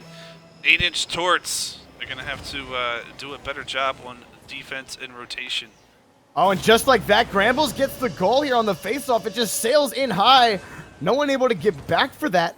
It goes the way of Bell on that faceoff, but Grambles cheating up just a little bit, and it was just enough because also cheating up was Derek, and he couldn't get back. Yeah, Grambles finding the loose ball, going to even up the score. Faceoff's so important even in 2-on-2s. Coming now around is Alco, and 8-inch Torts. They're showing us things that I didn't really see out of them in game one, or in the first round that we saw them here on stream. Coming out here, making some good plays, but definitely a couple of errors. Trying to get that second tap down was Bell off the back wall, but he just misses that one. Alco trying to clear this one away. It's going to hit off the ceiling and go opposite field here for 8-inch Torts. Playing it back in is Bell. Coming up high is Derek. He does get that second tap. It bounces back far off the backboard. Bell slapping that off to the side. Bell gets the next tap on that one. It's sailing. It's dropping. It just gets the post, and Grambles gets the rebound. Bell almost getting the midfield high-flying goal, but just couldn't get there in time. Bell able to beat Alco on that ball, but Grambles comes back from the dead to hit that ball back over. Well, I thought that was a for-sure goal for Bell there earlier. Now, Alco. Back over, playing it in is Derek. Derek forces it past Alco, coming around is Grambles. Grambles trying to get this past Bell, but he can't. Bell now trying to get him on this 50-50. They both whip on it. Grambles just taps it. And now Derek going to keep this one in play. It bounces back to midfield, wrapping back around is Bell. He's going to meet Alco on the 50-50, but Alco's just going to miss it completely. It's going to bounce up high. Bell's going straight up for this, taps it down, and a good save by Grambles, almost getting it off the rebound was Bell, and Derek puts it in to put Darebell up 2-1 against 8-inch Torts. Oh my goodness. It's worth mentioning that Bell actually was able to play that tap. He played it right off the crossbar, but man, if he just had a little bit more space, it would have been a beautiful goal to clip. Don't forget about that, guys. If you see an amazing goal tonight, make sure to clip it. Yeah, see anything, just clip everything. You hear Minecrafting Dad saying, definitely clip that above anything else, because I just want to be able to refer back to that for reasons. Coming back. Yeah, we had one video that got played 500 times from the last tournament. Well, it was a ridiculous. Yeah, we'll get to that if you remind me after this round. Coming around, Grambles back to midfield.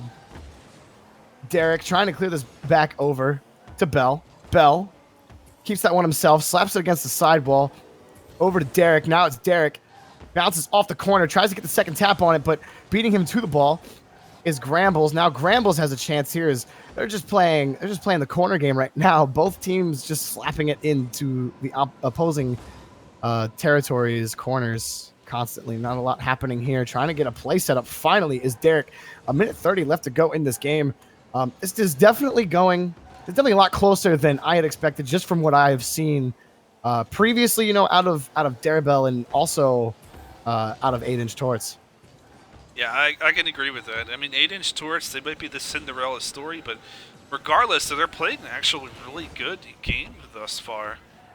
Yeah, playing really solid defense and playing good at challenging the right plays. But Bell is just going to put that one in the top shelf corner. 3-1. Bell, he just slow played that, and I don't even know if 8-inch Torts knew how to attack that ball.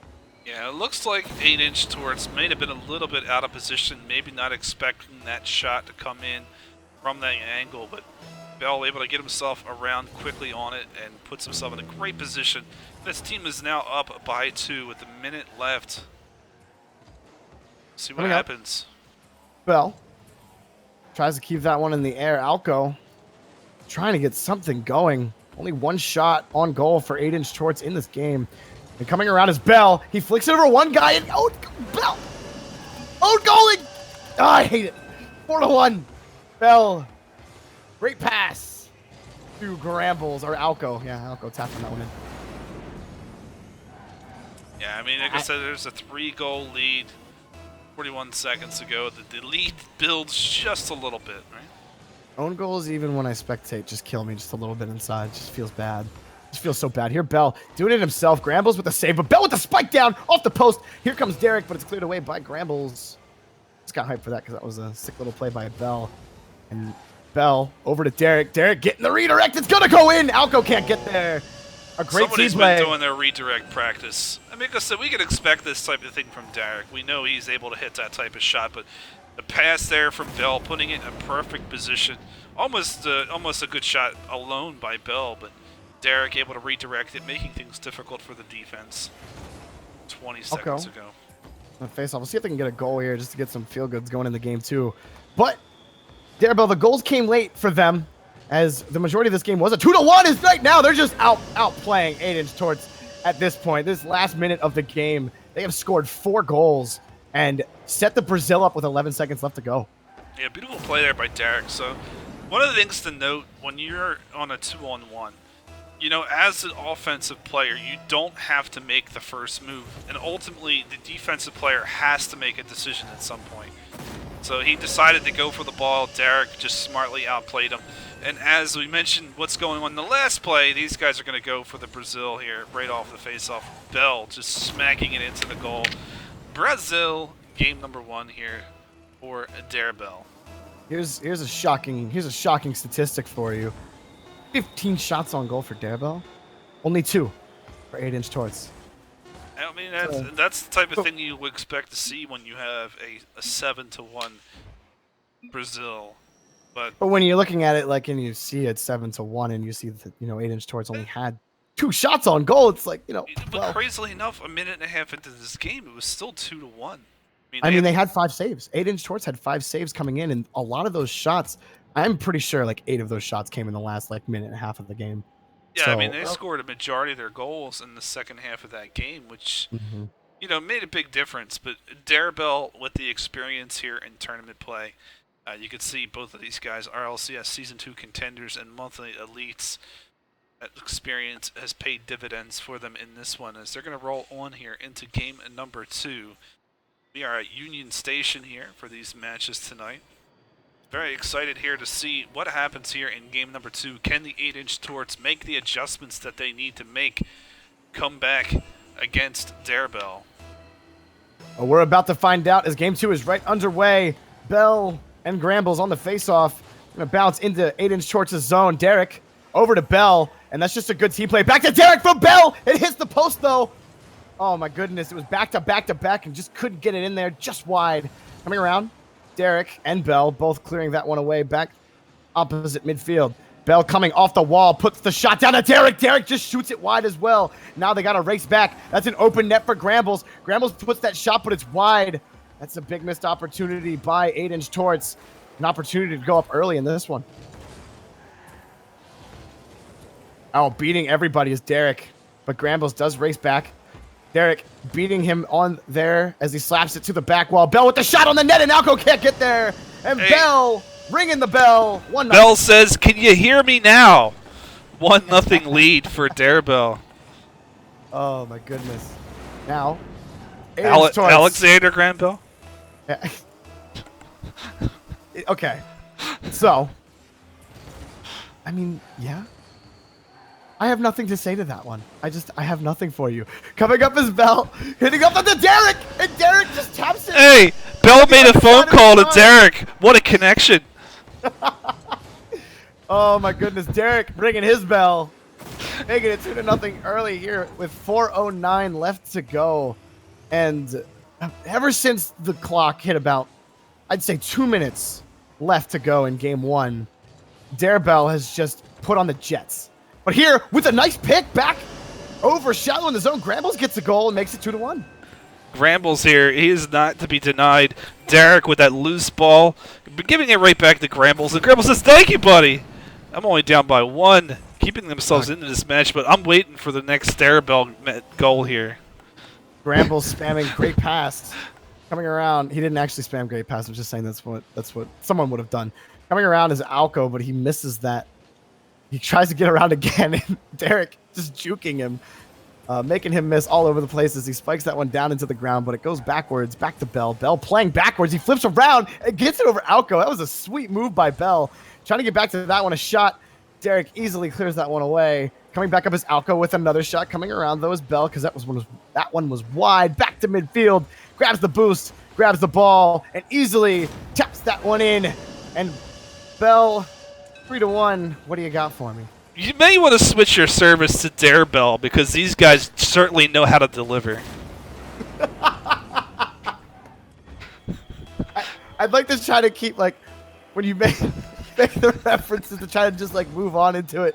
It's just, like, you know, casually cool, but, man, that was good. I can't deny it. That was just the right amount of cheese for me. Derek pulling it back to midfield. Bell passing that one over to Derek. Derek trying to dump that one down. And now it's 4-1. And the team synergy by Darebell has just been in full force. And Darebell, they got the lowest rates every month. I was just going to say, he was able to ring the bell, but Derek stole it. God. 4-1 lead here for Darebell. Derek ruining everything. I was like, I wanted the hat trick, Derek. Why do you got to do this to me? He's trying to put this one down over Alco. Alco can't even get it into the net. Grambles finishes it for him finally to cut the lead down to 2. Alco, he hits this and it hits the crossbar down and then he can't get to it. Derek almost making the save, but Grambles, it's just, that was the pinball special. Yeah, Grambles is doing a good job. I mean, he's finding opportunities here. No matter how good Darebell is, can't say enough about Grambles. This is a very impressive game here. Derek finding a loose ball here. He's up in the air quickly, and just being able to make an adjustment. Alco, he gets up, but there's just no way he's going to be able to stop that shot from Derek. Closing in like a shark. Yeah, 7 shots on goal for Darebell, and 4 coming out from 8-inch torch. We did see some good things coming out from them, but this team play by Derek and Bell, you know, that's why they call themselves Darebell. They are one unit. As Bell tries to come back around for that one, Derek puts it back in play, puts the shot on himself. It's going to be just wide of the post. Picking it off as Bell, but beating him was Grambles as he flicks it right back to midfield. And Bell trying to meet it. Derek gets it instead, going up to tap it up to Bell. Bell goes right back down and lets Derek get that goal. He's like, all right, don't worry. Bell with the mind games. I'll ring it for you. So, you know, like I said, look, Derek up here looking for the shot. Bell goes up and he's like, yeah, I'm just going to stay out of the way. You know, we're only halfway through this game. Is that incredible or what? I mean, this is what I expected in game 1. Yeah, this is kind of, you know, this was halfway through the game, a similar score like this. But maybe Darebell, they just had to, you know, get themselves realigned or something was going on. I don't know, because it was 2-1 for so long, and playing good defense was 8-inch torch for most of that game, and now they can't find themselves back. They don't have an answer for this team play. I mean, look at that series of passes right there. As Bell receives that one down, somebody clip that. That was just amazing. Back to Derek on the sideball. Derek goes up, he tips that one over back to Bell, shoots it right back down, but even before that, the replay doesn't even show. Derek passed that one to Bell, went back to the sidewall, Bell flicks it back to Derek, and who flicks it up for Bell again. There was like 5 passes coming along for them. And Aiden George just doesn't have an answer for that. You know, they're just playing around at this point. Like, what are you gonna do? What are you gonna do about it? Derek passing this one up for Bell. Bell going up high. He's gonna hit that one down. It's gonna drop right down to the net. And a good save by Grambles, but it's gonna hang there. And Bell's gonna try to tap that one, but he can't. Derek, he's gonna try to sneak that one in, but he can't. Outgo trying to get that one out. And I'm just wondering how many goals Darebell's going to score by the end of this game. They might get the 10 burger at this point. And you know how much I love 10 burgers. You know, like I said, you get enough goals to feed an entire family. Well, yeah, here, Bell almost getting that one in. It is saved by Grambles.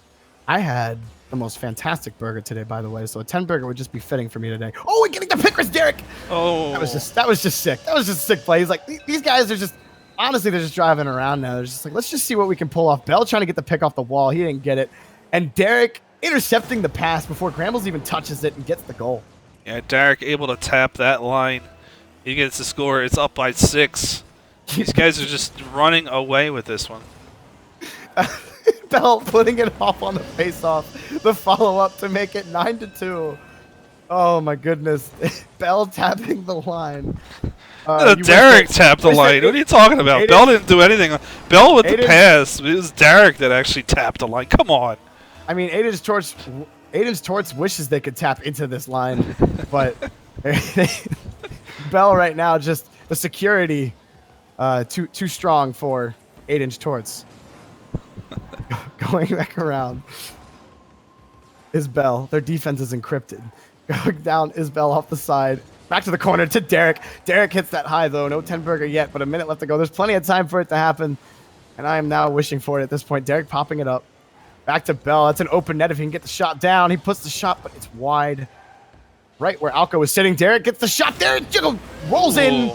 There we go. That's 10 burger by Darebell. It's worth noting, too, a lot of these players, we talked about this on the Twitter feed, a lot of the players like to actually stream. So, like, if you check out the brackets, if you're interested in watching some of these different players that you recognize their names, if they have a little Twitch icon next to their match, that means somebody's actually streaming the game that's playing in the match. So if it's not Boost Legacy, we encourage all of our players to stream their games and, you know, get their name out there. Throw up the Boost Legacy tournament into your title and come out and play, you know?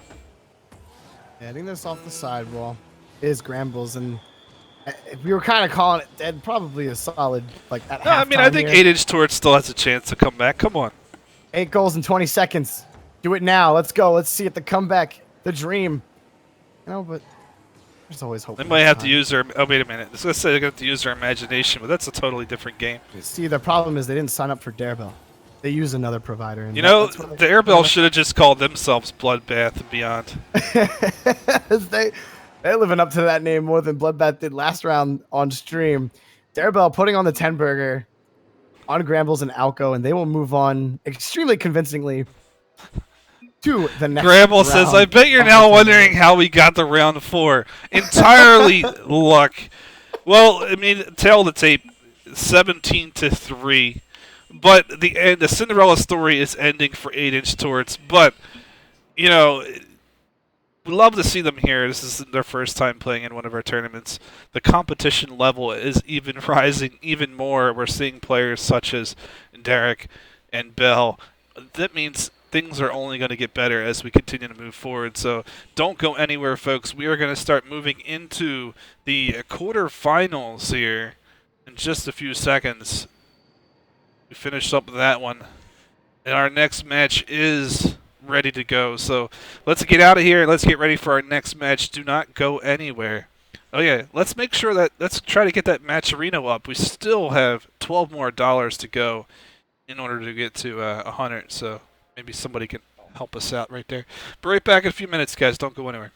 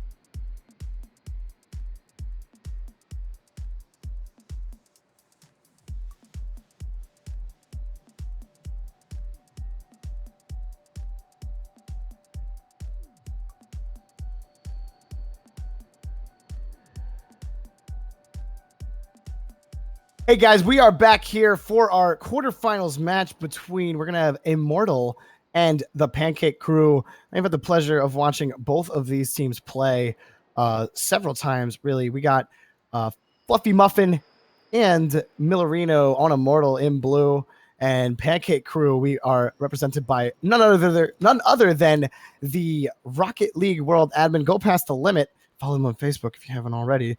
And then as well as North End Trooper, who's also a very solid player himself. So we're definitely in for a really good match. I'm certainly excited, and I couldn't give you the advantage one way or the other as far as what team, has the advantage. Honestly, both are Both are just really solid, or all 4 players really solid. I had the pleasure of watching Millerino and Fluffy Muffin yesterday in the SPL NA Weekly, and they played fairly well. Definitely think they match up well against the Pancake Crew as far as skill levels go. So it should be interesting to see how they compete in the quarterfinals, which is best of 3 still, as we get underway between everybody here. Again, in orange, Go Past Limit and North End Trooper on the Pancake Crew and Immortal. In blue, Fluffy Muffin, Millerino, or Millerio. I want to call him Millerino, but it's Millerio. Millerio. Here we go. Off the sideball. Coming up is Fluffy Muffin. He gets the second tap on that. It's off the crossbar. Coming around is Millerio, and it hits off the side of the corner. Coming around is Go Past the Limit to catch that one and get it past one guy. Go Past the Limit. He saw Fluffy Muffin there, knew he wasn't going to win. Opts to get the boost and reset. Pushing it back into the zone is Trooper. Trooper hitting this low on the side. He forces it in himself. North End Trooper bullying his way into the net. It's 1-0 now. Pancake Crew coming up and around and forcing it literally between Fluffy Muffin and the posts. Splitting those two and able to get it in there somehow. And the early 1-goal lead by Pancake Crew. 21 seconds in. This is going to be punched off into the side by Go Past the Limit. Coming over, Millerio. Go Past the Limit, tries to push that back off into the side. Fluffy Muffin going to clear that. Both team members of Pancake Crew not there. Fluffy Muffin's going to try to push it onto the net. What a save by Go Past the Limit. Coming up as Millerio, keeping this away from everybody. Coming back up as Fluffy Muffin for the follow-up. He puts the shot down, but it's going to be just wide, and it hits the crossbar and bumps away. Go Past the Limit. Back to North End Trooper. North End Trooper, it gets popped away back up high off the backboard. Coming around is Go Past the Limit. High off the back wall. Coming off North End Trooper. He spikes it down and gets a goal. What a defensive effort by Go Past the Limit in his own zone. Turning it right back around to get the 2-goal lead with 4:02 left to go in this one. Just great play by the Pancake Crew here early. And Immortal left a little bit shocked here probably that they didn't get that goal. That Go Past the Limit somehow made it back to net in time to save it, as a little bit of positional error luckily did not result in a tie game. Now coming around, they do have the opportunity. Fluffy Muffin trying to get that pass from Millerio, but it was just a little too strong as it goes up high. Now fighting for it is Fluffy Muffin. He tries to put that shot on, but it goes wide as well. Coming up, Go Past the Limit. He blows a guy up. Fluffy Muffin prevents the blow and go. Here we go. Off the Fluffy Muffin. Hits the fluffy ball back to his own zone. Millerio, North End Trooper, trying to see what he can do here deep in Immortal's territory, but it gets knocked away by Fluffy Muffin, who tries to get this tap. He does. He taps it twice, trying to dribble it past Go Past the Limit, but he just clears that back to the opposite corner. Going around, Millerio. Go Past the Limit, and Trooper going up for that one. Go Past the Limit, getting a tap on that, but Millerio eventually getting it away. Takes the shot, the pass, the Fluffy Muffin. Fluffy Muffin patiently waiting for that ball. Go Past the Limit coming around to save it. Trying to put that shot on. It's going to be just wide. Fluffy Muffin coming around. Back is Go Past the Limit. He runs back as Trooper tries to put it over the net. And now, coming back around, the Pancake Crew trying to put on the pressure. Immortal can't get anything going right now. They have 4 shots on goal. They had a couple opportunities, but right now in the series, North End Trooper puts it in. Not able to get his wheels back on was Millerio, and it goes straight into the net. And now, Pancake Crew extends their lead 3-0. Yeah, what a beautiful play here as a Pancake Crew. North End Trooper is an awesome streamer himself. Gets the hat-trick goal. About halfway through this match, they're going to take the 3-0 lead here. And now, coming around, is Fluffy Muffin trying to get that one on, but it's cleared away by Go Past the Limit. Trooper trying to get the second tap on that off the ceiling. We're approaching the halfway point in this game, and we've definitely seen Immortal come out, and they've made some good plays, but there's just great saves by Pancake Crew. And of course, as I say good things about Pancake Crew's defense, Immortal gets themselves back in the game on the board 1-3. Yeah, Go Past the Limit was basically almost looking for the demo there, almost able to get it, but at the last second, making an adjustment, and Immortal was able to get themselves on the board. Coming up, Immortal actually out shooting their opponents 4-3, but all 3 shots on goal by Pancake Crew going in the net. Here, Millerio trying to pass that one back off the Fluffy Muffin. Fluffy Muffin tapping that one back to midfield. Met by Millerino. Millerino up. Millerino gets blown up. Going back away is Trooper, and is put back into the zone by Fluffy Muffin to buy his teammate time to get back and reset. Less than 2 minutes left to go in this game. Millerino coming up for this with a shot. It's going to be close. Go past the limit. It was, wow. What a save by Go Past the Limit. Just kind of flicking it down there. That was quite the shot by Millerino off the sidewall. He's going to try up again, but it's going to be met way before anything can happen by North End Trooper. Now, Fluffy Muffin taps it twice off the back wall. It's still hanging around, but cleared away finally by both members of Pancake Crew. And finding himself with the ball still in the offensive zone is North End Trooper. North End Trooper can't get it past Fluffy Muffin, though, who's going to play this high and shoot this close towards the net. It almost close enough to just go straight in, but it does go a little bit wide. Go past the limit, trying to clear this one away. Millerino going to help him out. He's actually going to own goal this, and it's going to be 4-1 Pancake Crew with 1:15. Yeah, Go Past able to get himself on the board here from that errant touch there by Miller or Immortal. I mean, 1:15 left. Do they still have a chance? It's possible. It's possible. I mean, like I said, you're seeing a lot of good like offensive opportunities come out from Immortal. They have good passes. They have the good shots on net. But Pancake Crew, they have 3 registered saves to the 8 shots off of Immortal. Some of those saves I do not think were registered. North End Trooper making a great save, bouncing it against the post as it bounces away. A good save by North End Trooper coming up as Go Past the Limit, trying to get down to that ball. He floats past it, though, and Fluffy Muffin, with 50 seconds left to go, if they have any chance in game 1 here, just getting Go Past the Limit, steals it away. I said Go Past the Limit. I lied to you. It was North End Trooper picking that one off. 5-1 for Pancake Crew. Yeah, I think one of the things that you'll see from Pancake Crew a lot of times is like Go Past Limit. He kind of likes to see the shot coming from the opponent and use that against them. So even though you see a lot of shots coming in from Immortal, a lot of those are shots because of the play style of the Pancake Crew. Nice flick by Fluffy Muffin, but he can't get that in as it rolled off the inside of the post, tapped off the crossbar, and went out. No puck luck for Immortal. 30 seconds left, and Immortal definitely playing for game 2 at this point. Get a goal or two to get some momentum rolling, as they are able to get it past both members of Pancake Crew, but no one there for the follow-up. Finding themselves on the opposite side of the field. Immortal, obviously mechanically like solid players from what we've seen. And Millerino getting the shot here from Fluffy Muffin off the back wall to get a second goal. But overall, Minecrafting, what exactly is it they have to do? I mean, they had 14 shots on goal. That's nothing to scoff at. And that's, Pancake Crew does play that kind of style that gets you those clear. But good shots are hard to find.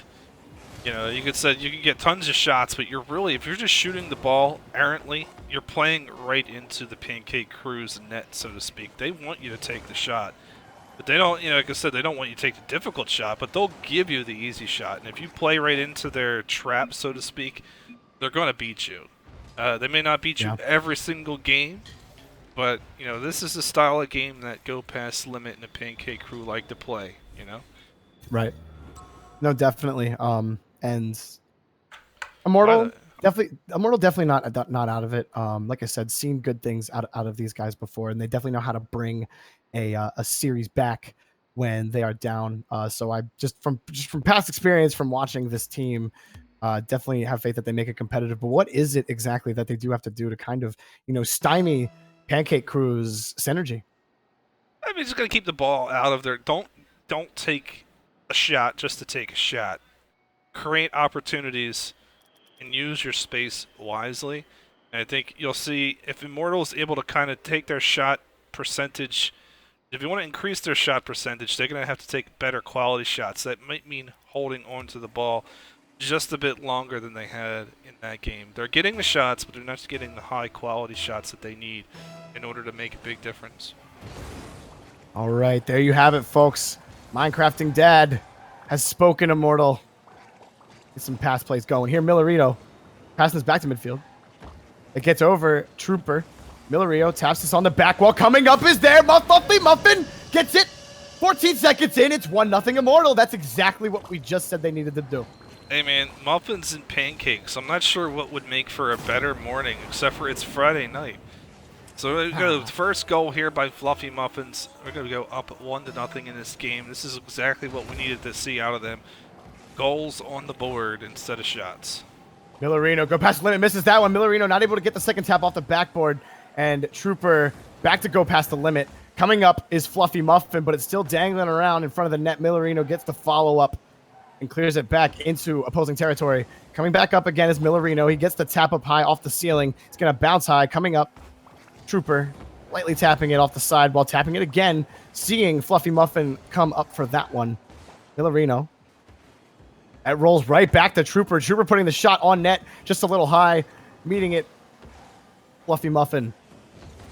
Coming Fluffy Muffin off of Trooper's car. Coming up is go past the limit. Makes the nice light tap. Give himself the opportunity to follow it up himself. And on the 50-50, it goes straight back to Fluffy Muffin. Trooper.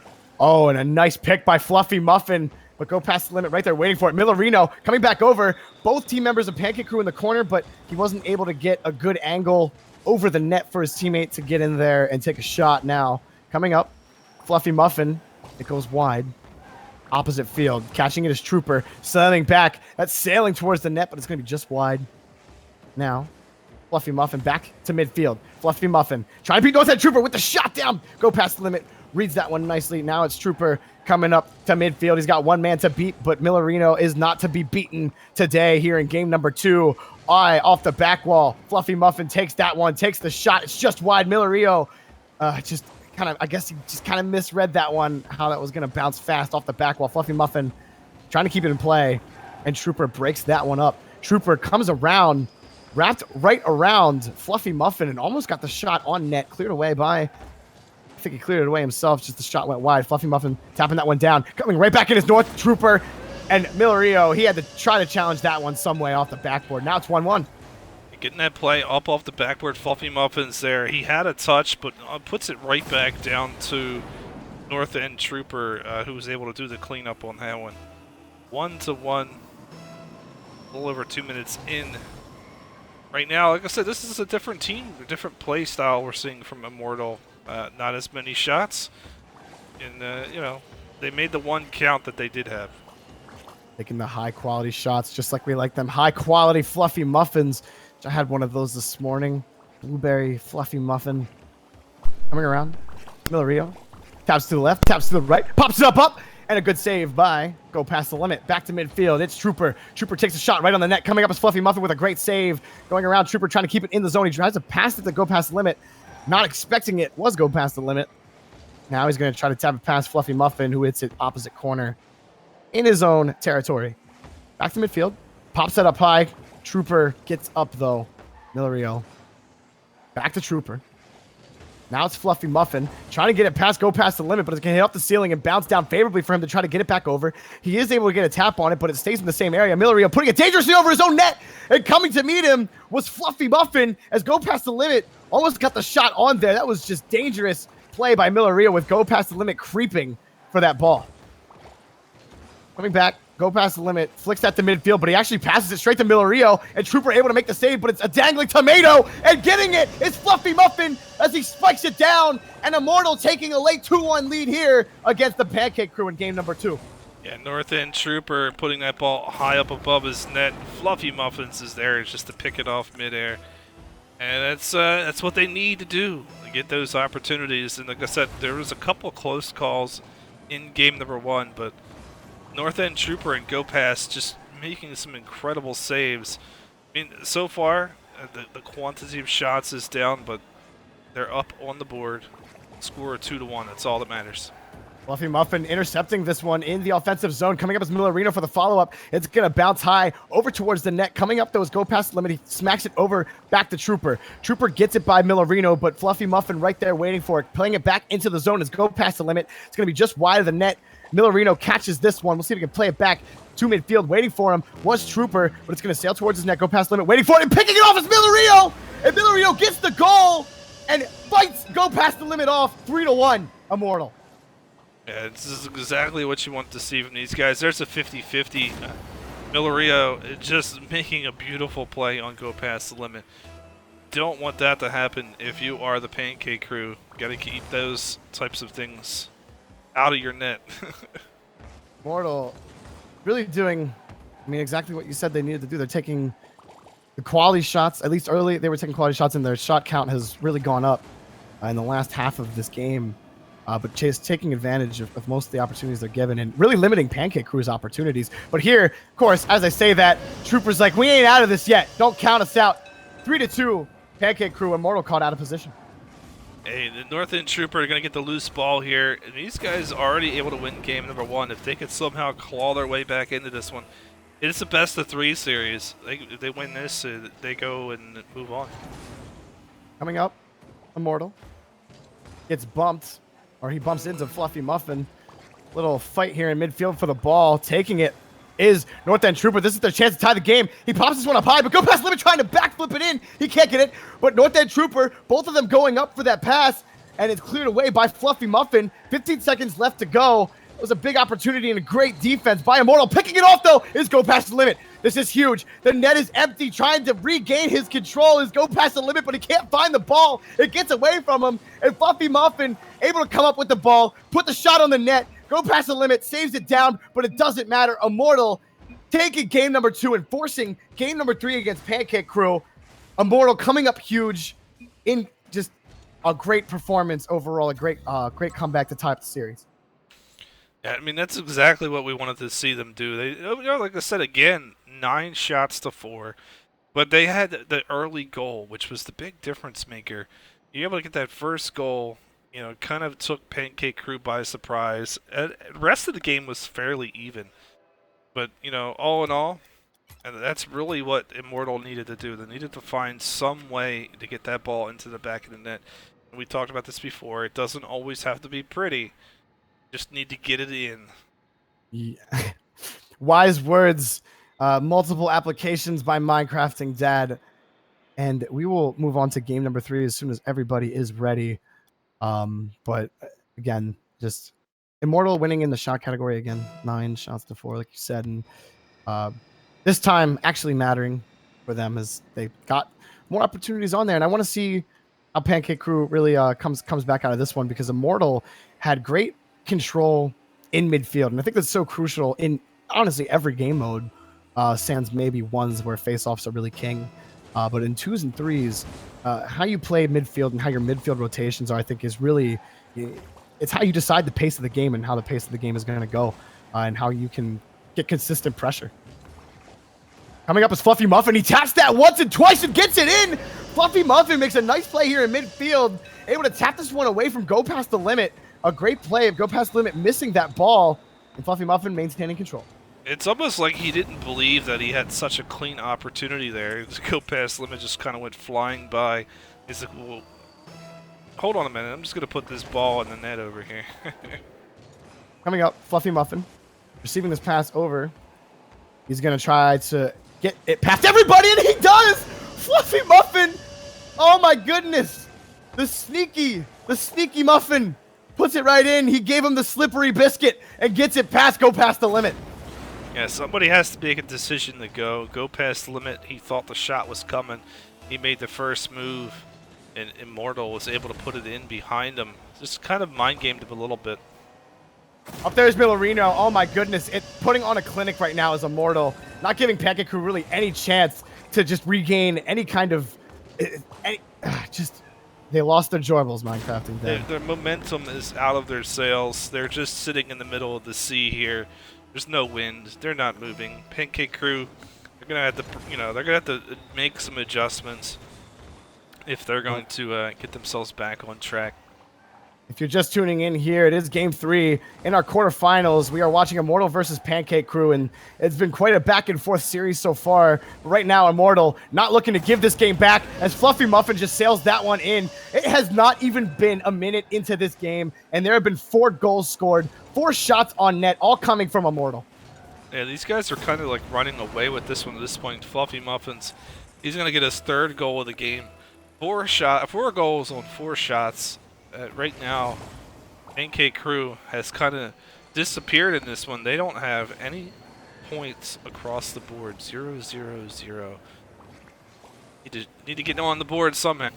Able to get a 1 there was go past the limit with a save, but finally 1 minute has passed in this game so far. It feels like forever probably for Pancake Crew as this sails back to midfield. Trooper giving that one off to go past the limit, who can't make the tap there. And Millario actually misses that one as well. Trooper getting a nice pick, but it's going to be just wide. Coming around as Millario pushes that one over. A pick by Trooper again. Going back to Millario. Go past the limit, playing it back into the zone. Well, they're trying to keep it in the zone, but no one's there to follow up. And Fluffy Muffin going to get a goal here is really playing unnecessarily aggressive and just, you can see the desperation at this point, trying to get a goal, Pancake Crew.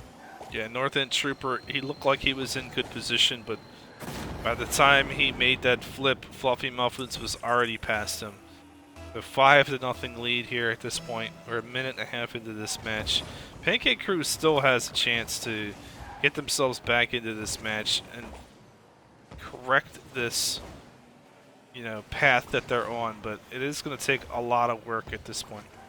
Here up in midfield, Millario passes that one back to Fluffy Muffin. There is plenty of time left, but honestly, another goal by Immortal will really probably seal the deal, even with so much time left. Go past the limit, slaps that against the backboard for the save, and Trooper meeting Fluffy Muffin there, or not Fluffy Muffin, Millario for the save again. Back over in Immortal corner.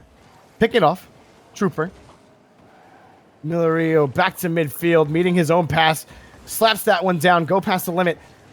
Trying to get that one away. And Immortal just putting on unreal pressure right now. 10 shots on goal for Immortal. None from Pancake Crew so far as we approach the halfway mark in game number 3 of this. I mean, seriously though, if you did just tune in and you're watching this, you're like, this is game 3? Like, I mean, Immortal is just right now just outplaying them as Millario gets the nice rebound off the back wall next to the post to make it 6-0 at the halfway point. Yeah, I mean, they're just running away with this one. Like I said, go past the limit, and North End Trooper, they have no answers here for Immortal. Like I said, we talked about the line from game 1 going into game number 2. This is like a completely different team that we're seeing. Getting the nice pick there, Trooper again. But every time they get these in the offensive zone, like there's just no follow-up, and there's out of position and not really able to get anything solid going in Immortal's zone. As Millario dumps that to Fluffy Muffin, he gets the shot, but it's pulled away by, go past the limit, blows that guy up. That was Fluffy Muffin. He blows another guy up out of frustration. He's just like, hey, my motto is if you can't beat them, blow them. Going around, Fluffy Muffin trying to get this goal and trying to clear that as go past the limit. Trooper able to clear that one off of go past the limit, getting the pick down over. Can he get this goal? Trooper able to force it past both, but it goes wide off the net. Coming around now, a minute 40 left to go. Millarino passes this over to Fluffy Muffin. Fluffy Muffin with the shot. It might go in. No, what a save by Trooper. I wanted to see more of that. Millario getting the whiff, and that is the breakaway clear goal by Trooper. Well, Minecrafting, Dad. There's a minute 28 left to go. Get down by 5 you know goals. what's on But in the board reality, right now, all right? Pancake Crew is, let's be honest, all Pancake Crew has done is they set up the Brazil. Right. But, I was just going to say, they did, at least they did something here in this match that we might look forward to. But, Pancake Crew typically, usually a very good team, go past limit, and these guys usually do a great job. I think they just lost themselves somewhere between game 1 and game 2. And sometimes when you get so far off track, there's just no bringing it back, Oh, he has the breakaway chance here. Go past the limit, but it's cleared away. Guys, there's a minute 8 left to go in this game. It is 6-1. We're going to hype it up for the Brazil, even though it is sort of a stall at this point. We all love the Brazil around here. Millarino trying to get this one around. Coming back up is Fluffy Muffin. He taps it past one, but clearing it away is Trooper. He doesn't want the Brazil. Trooper to go past the limit. He doesn't need to get there, and the Brazil is saved. Pancake Crew denying the crowd the Brazil. 6-2, 54 seconds left to go. And you hate to say this, but some way, somehow, there's still plenty of time here for Pancake Crew. If they're able to go on their own type of run, I mean, they might, but hey, they scored 4 goals in 50 seconds, so, anything's possible, but just really haven't seen it out of them this game. But, momentum can just shift on a whiff. And Trooper blowing up Fluffy Muffin on that one, trying to beat up Millarino in his own corner. With 30 seconds left to go, it does look like Immortal coming back the reverse sweep in this best of 3 to move on to the semifinals. And coming out really strong, Millario with a great tap in to make it 7-2. Immortal making a strong case for the semifinals so far. That was a beautiful shot there from Millario. He probably didn't even need to necessarily touch that one. as Go Past Limit put it back into his own net. But, at this point, you don't get to see the Brazil, but, Immortal is going to end up moving on in this one, and the team that we see now that's on this field is very deserving of the position they're in. If they're able to score this many goals this quickly, they're going to be very dangerous as they move into the semifinals. Definitely. And I think another big thing you can really give credit for Immortal is after losing game one, not really able to get anything quality on net, and after having to deal with great defense out of Pancake Crew, they come right back out in game 2 and 3. They're able to make the adjustments they need to make, and they just take the series and never give it back. So that's always huge for a team when you're playing in a tournament like this, because eventually you're going to find yourself down, and you got to find a way to play yourself back in, even if it's going to be in the next round. So guys, real quick before we move on to the semifinals, just want to mention 2 things. If you want to play in the tournaments, well, we run 3 of them a week. Monday, Wednesday, and Friday, respectively, our 1v1 Duel in the Park on Mondays, 3v3 Manfield Mayhem on Wednesdays, and obviously our 2v2 BattleCar Series on Friday. Guys, we don't care what your skill level is. We love it when everybody plays in the tournament. Sometimes the best way to get better is to play someone that's better than you, or just play in the tournament and, see how you do. And so definitely come out. Thank you all for watching tonight. And one quick other thing I want to mention, if we reach $100 on Match Reno, we will do a crate giveaway. This costs you guys nothing. Just a little bit of a finger twitch or two. You go in to that Match Reno link in chat, and you just type in the code Legacy4. That will automatically donate $1 at no cost to you. I think we are about $11 away from that $100 goal. And when we reach that goal, we will give away crates tonight. So guys, we'll be right back for our semifinals match. I'm Jorby Please. He's Minecrafting Dad, and we'll see you on the other side.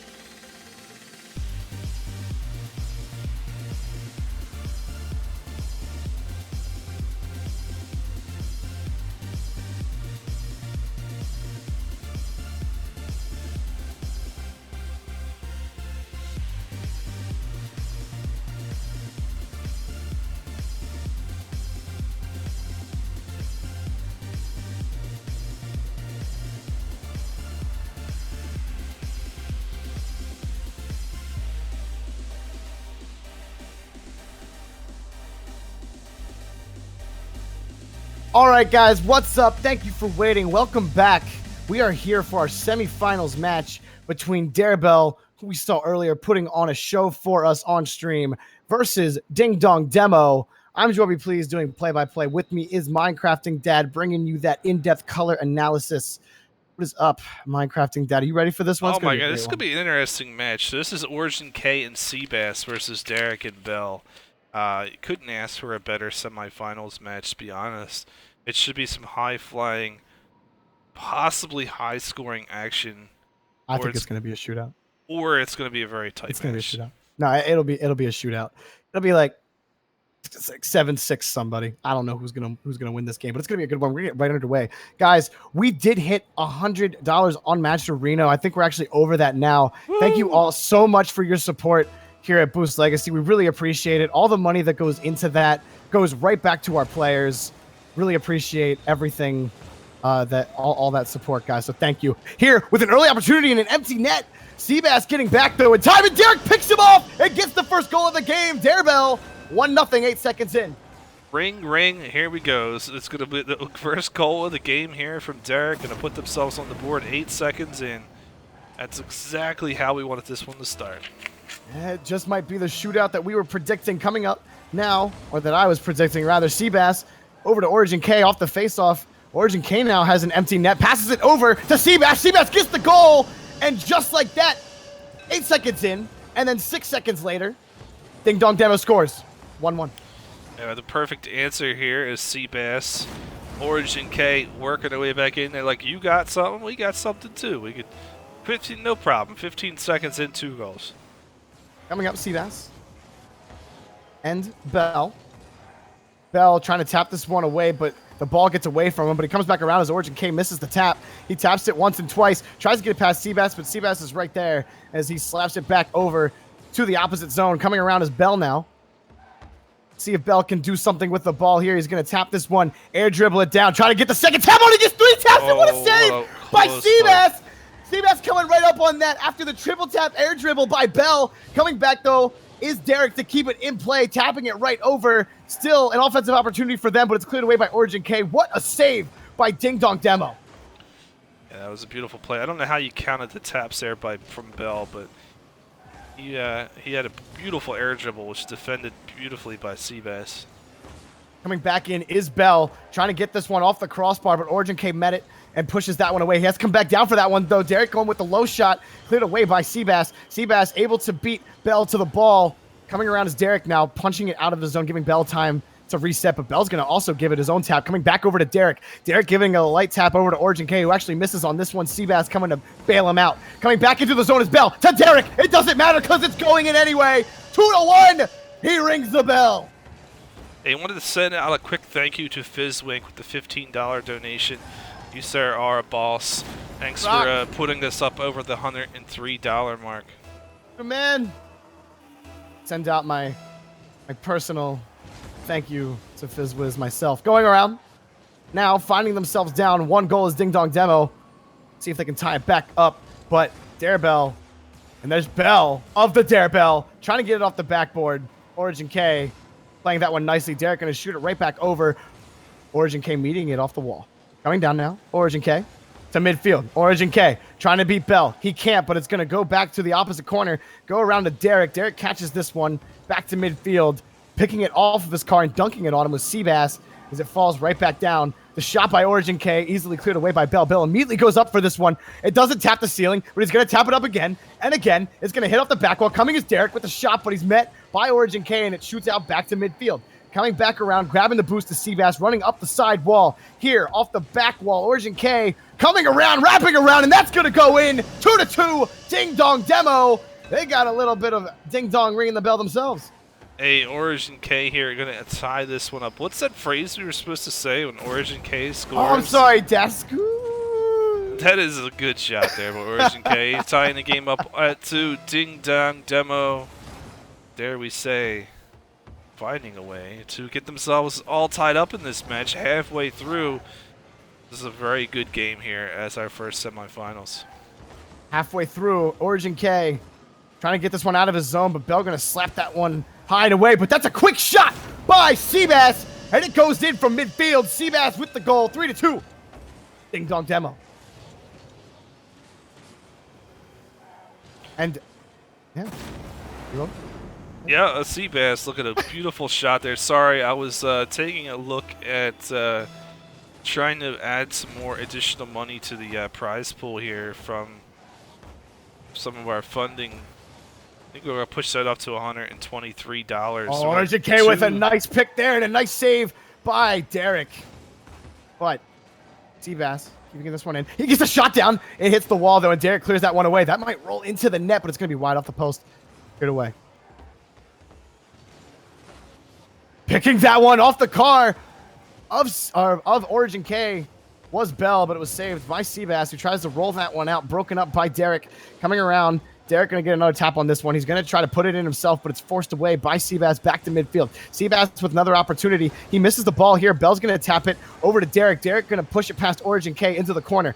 Coming up is Bell. Bell and Origin K battling for that ball. Bell gets the nice tap over. It's going to sail over around the net. 1:30 left to go. Coming around. Shot with the Derek. It hits the crossbar. Just wide. Derek trying to race around back to that ball. He's able to hit it back over to the middle of the net, but back to the other corner it goes. 1:20 left to go in this game. Still 3-2. Coming up, Bell to Derek. Derek spikes it down. It's going to be just wide off the post in the crossbar. Derek going to flick it once. Derek trying to beat Seabass on this ball. Seabass is trying to figure out how he's going to attack it, but Derek flicks it back to Bell, who gets it wide off the backboard. Origin K taps this one up high. He's got to get this out of his zone. It might be dangerous, but he ends up passing it to Derek, who puts a shot on the net. It was soft. Cleared away by Seabass. Seabass to midfield. Seabass now with an opportunity. Over to Origin K. Cleared away by Derek. Back to midfield. Coming around now. Bell. Bell trying to fight off Seabass. Seabass trying to get this ball away. This time he's going to be able to tap it down off the top of his car. But coming in is Derek. Keeping the play alive for Darebell. Darebell coming in, and Bell slapping it and rolling it around the corner. Meeting it is Seabass. Oh my goodness, the rotations are on point by both teams in this series. Something's got to break. Someone's got to give at some point. 30 seconds left to go. Still 3-2. Darebell has to get this goal. They got to find a way on this opportunity before Seabass clears it away. Meeting it is Derek. A good rotation in midfield and a good read going up straight for that Seabass. Playing it up. Here comes Bell. Bell now playing it back into the corner. 15 seconds left to go. Bell with the shot. Bell off the post. Coming is Derek. Derek tries to get the shot, but a save by Origin K. Derek wrapping around Origin K, popping it high. It's going to hit up off Seabass. Going up high again. 3 seconds. Is Bell. It's flying down, floating so slowly, still in the air. I don't know if they can get back to that. It's going to drop down. And Ding Dong Demo, after the onslaught of shots and opportunities by Darebell, come away with that victory, not without wounds. 3-2 in game number 1 in the semifinals. Yeah, that was a tough set of plays there as Darebell was bearing down. It is a best of 3, so I just want to remind our players there, as Origin K was asking. So it is a best of 3 in our semifinals. The finals, though, are a best of 5, but it's a beautiful, beautiful game here by Ding Dong Demo. Looking at the shots, though, 11-4. Ding Dong Demo making the best of their opportunities. Derek and Bell just, man, they were just like I said, you're not going to deny our chances here. Unable to find the back of the net, but I think if you replayed that game and you had the same number of shots, we probably would have seen Darebell taking the win. Some amazing saves on the behalf of Seabass and Origin K. Yeah, I was going to say, I don't want to take anything away from the defense of Ding Dong Demo on that last about 45 seconds of that game, when Darebell was just putting on relentless pressure, getting so many shots. I'm pretty sure 5 shots out of their 11 came in that last minute of the game. But Ding Dong Demo coming up with 8 saves, great defense. And they were just, honestly, neither team really making a single mistake on that series. Darebell getting the shots, but just great saves by Ding Dong Demo. And then the rotations out of both teams, both by Seabass and Origin K, to obviously have someone in net at all times, but also by Darebell to keep it in play. Seabass air dribbling it, but it's going to be wide. Bell getting that one. Going to try to tap this one away. Both Origin K, Seabass. Origin K just trying to flick this one over. Derek clearing it back over to midfield. What you got for game 2? I mean, like I said, if we look at the way Darebell came out in game number 1, I'm feeling very strong that these guys are going to have a good game. Oh, and a nice tap down by Seabass coming up from like a mile high. Seabass dunks it down. He just kind of levitates right here. Boop. into the goal it goes. Yeah, nice shot there by Seabass, finding a loose ball. 30 seconds into the match. They're going to go up by 1. This is how you want to start game number 2 in your semifinals. Coming back around now. Ding Dong Demo striking first this time in game 2. Coming is Bell. Seabass meets him. Back to midfield. Now it's Derek. Derek over to Seabass. Seabass to Bell. Bell to Derek. Derek with a nice redirect, but it's just wide off the post. Bell gets the rebound. 1-to-1 Darebell. That was a great team effort there by Darebell. Yeah, this is Bell being able to put that one in off of Derek. Goes off of the post, back to Bell. Bell able to find the back of the net. And some things, you know, sometimes you find the back of the net, and sometimes the back of the net finds you. Coming up here.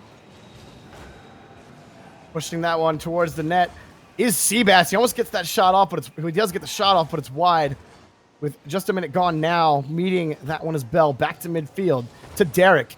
And he's met by Seabass for the 50-50. Coming back around off the side while Origin K shoots that one down. Trying to get around his Bell. What a save by Bell. Flicking himself down to get to that ball. And now trying to give his team an offensive opportunity, but it's cleared away by Seabass. Seabass chasing this ball as it's floating towards the net. Pushed to the side by Derek. Seabass putting it right back onto the backboard. Flopping right back down for Seabass to get this ball. Missing it was Derek. Now it's Seabass getting hit by Derek. Derek taking control of the ball here. Seabass tapping it up high, though. And coming back down for the ball. Coming back around his Bell. Racing for this. Over to Derek. Oh, Derek just couldn't get the right angle. That was a good play. Just couldn't get the ball. Just couldn't get the car around the ball. Bell getting the pick in midfield off of Seabass. Bell tapping it to Derek. Derek pulls away. Doesn't like what he sees. Origin K pushes it back to midfield, but Derek puts the ball back over. Here it hangs dangerously over the neck. Origin K gets it back over to the side. Bell trying to meet him on it, but it's sailing towards the net. It's going to drop down. A good save by Derek.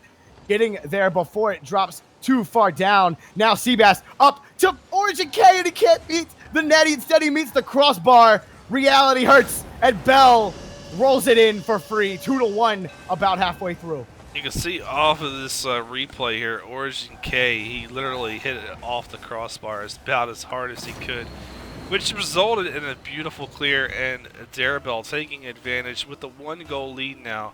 Halfway through this match, they need this win. Ding Dong Demo, they could close out the series, but Darebell, they have something to say about that. Darebell definitely looking to make a strong statement for Game 3 and for the grand finals. Gotta win this one first. Coming over. Derek trying to set Bell up. He does, but a nice challenge by Origin K to put, or not Origin K, Seabass to push it back into the zone. Seabass to Origin K with the shot. It's gonna be just wide. Origin K taking the pass over from Bell. And now Origin K has a chance to shoot this ball on. He puts it right where Derek can't get it. And playing pinball is Origin K. That's good. Yeah, beautiful play there by Origin K. That was very good from Origin K. Finding a loose ball, gets a nice Sonics bounce back to himself, tying the game up. We almost had jackpot. It's 2-2 at 2:02. Hey, you can't win them all. Bell on the face-off. Origin K met him and slapped it back against the sidewall. Seabass to get that one down. Less than 2 minutes left to go in this one. It can really go either way. 5 shots for Darebell, 6 for Ding Dong Demo. It's practically even across the board. Coming around, Derek, high, shoots it over to Bell. Bell tries to duck that one down. Getting the save is Seabass. Bell might have thought that Derek had the goal on his own, but he might have been better served to try to tap that one down. Not sure if he missed it or allowed that one over. Derek almost forcing it in, but Seabass with a great save. 1:30 left to go. Seabass taking the pass from Origin K, met by Bell. Origin K coming back around for this ball. Derek wanted the challenge, opted to go back to his own net. It is Origin K trying to force it in, back over to midfield. Missing it is Derek coming to challenge. Seabass back to their own net goes Darebell, and now they slap it across the corner. Seabass high off the back wall, coming down is Origin K. He just misses the ball, and he actually hits Derek instead. And now Bell coming around the sidewall, coming up. 1 minute left to go now. 2-2.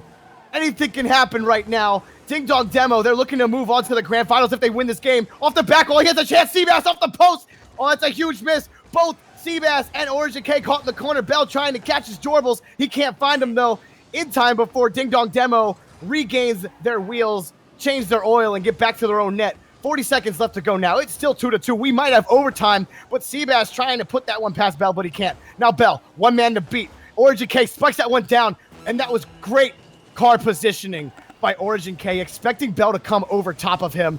A great defensive play by Origin K there, and probably understated, if not called right there. Origin K off the back wall. Bell high off the backboard, coming around to meet that is Seabass. Seabass to Origin K. He might have the opportunity here. He tries to flick it past Derek, but Derek ends up flipping it past the own zone.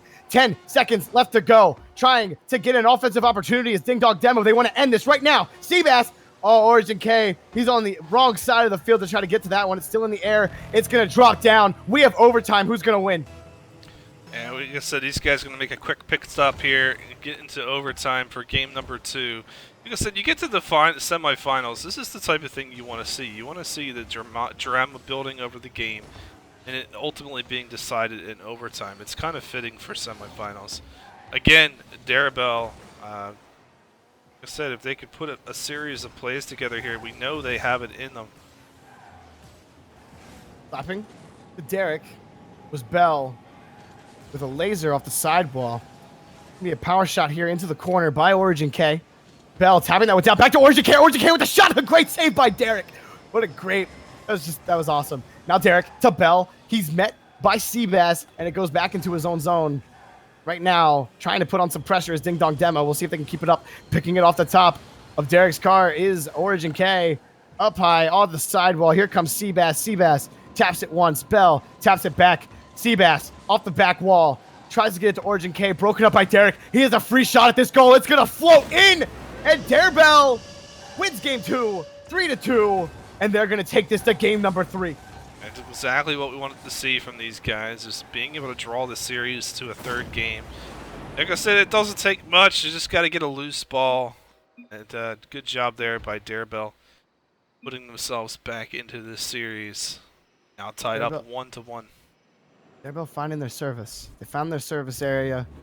They were in the no service zone in game 1, but they found it back. They had. It looked like they were going to run out of minutes, but somehow they were able to make the connection. I can't.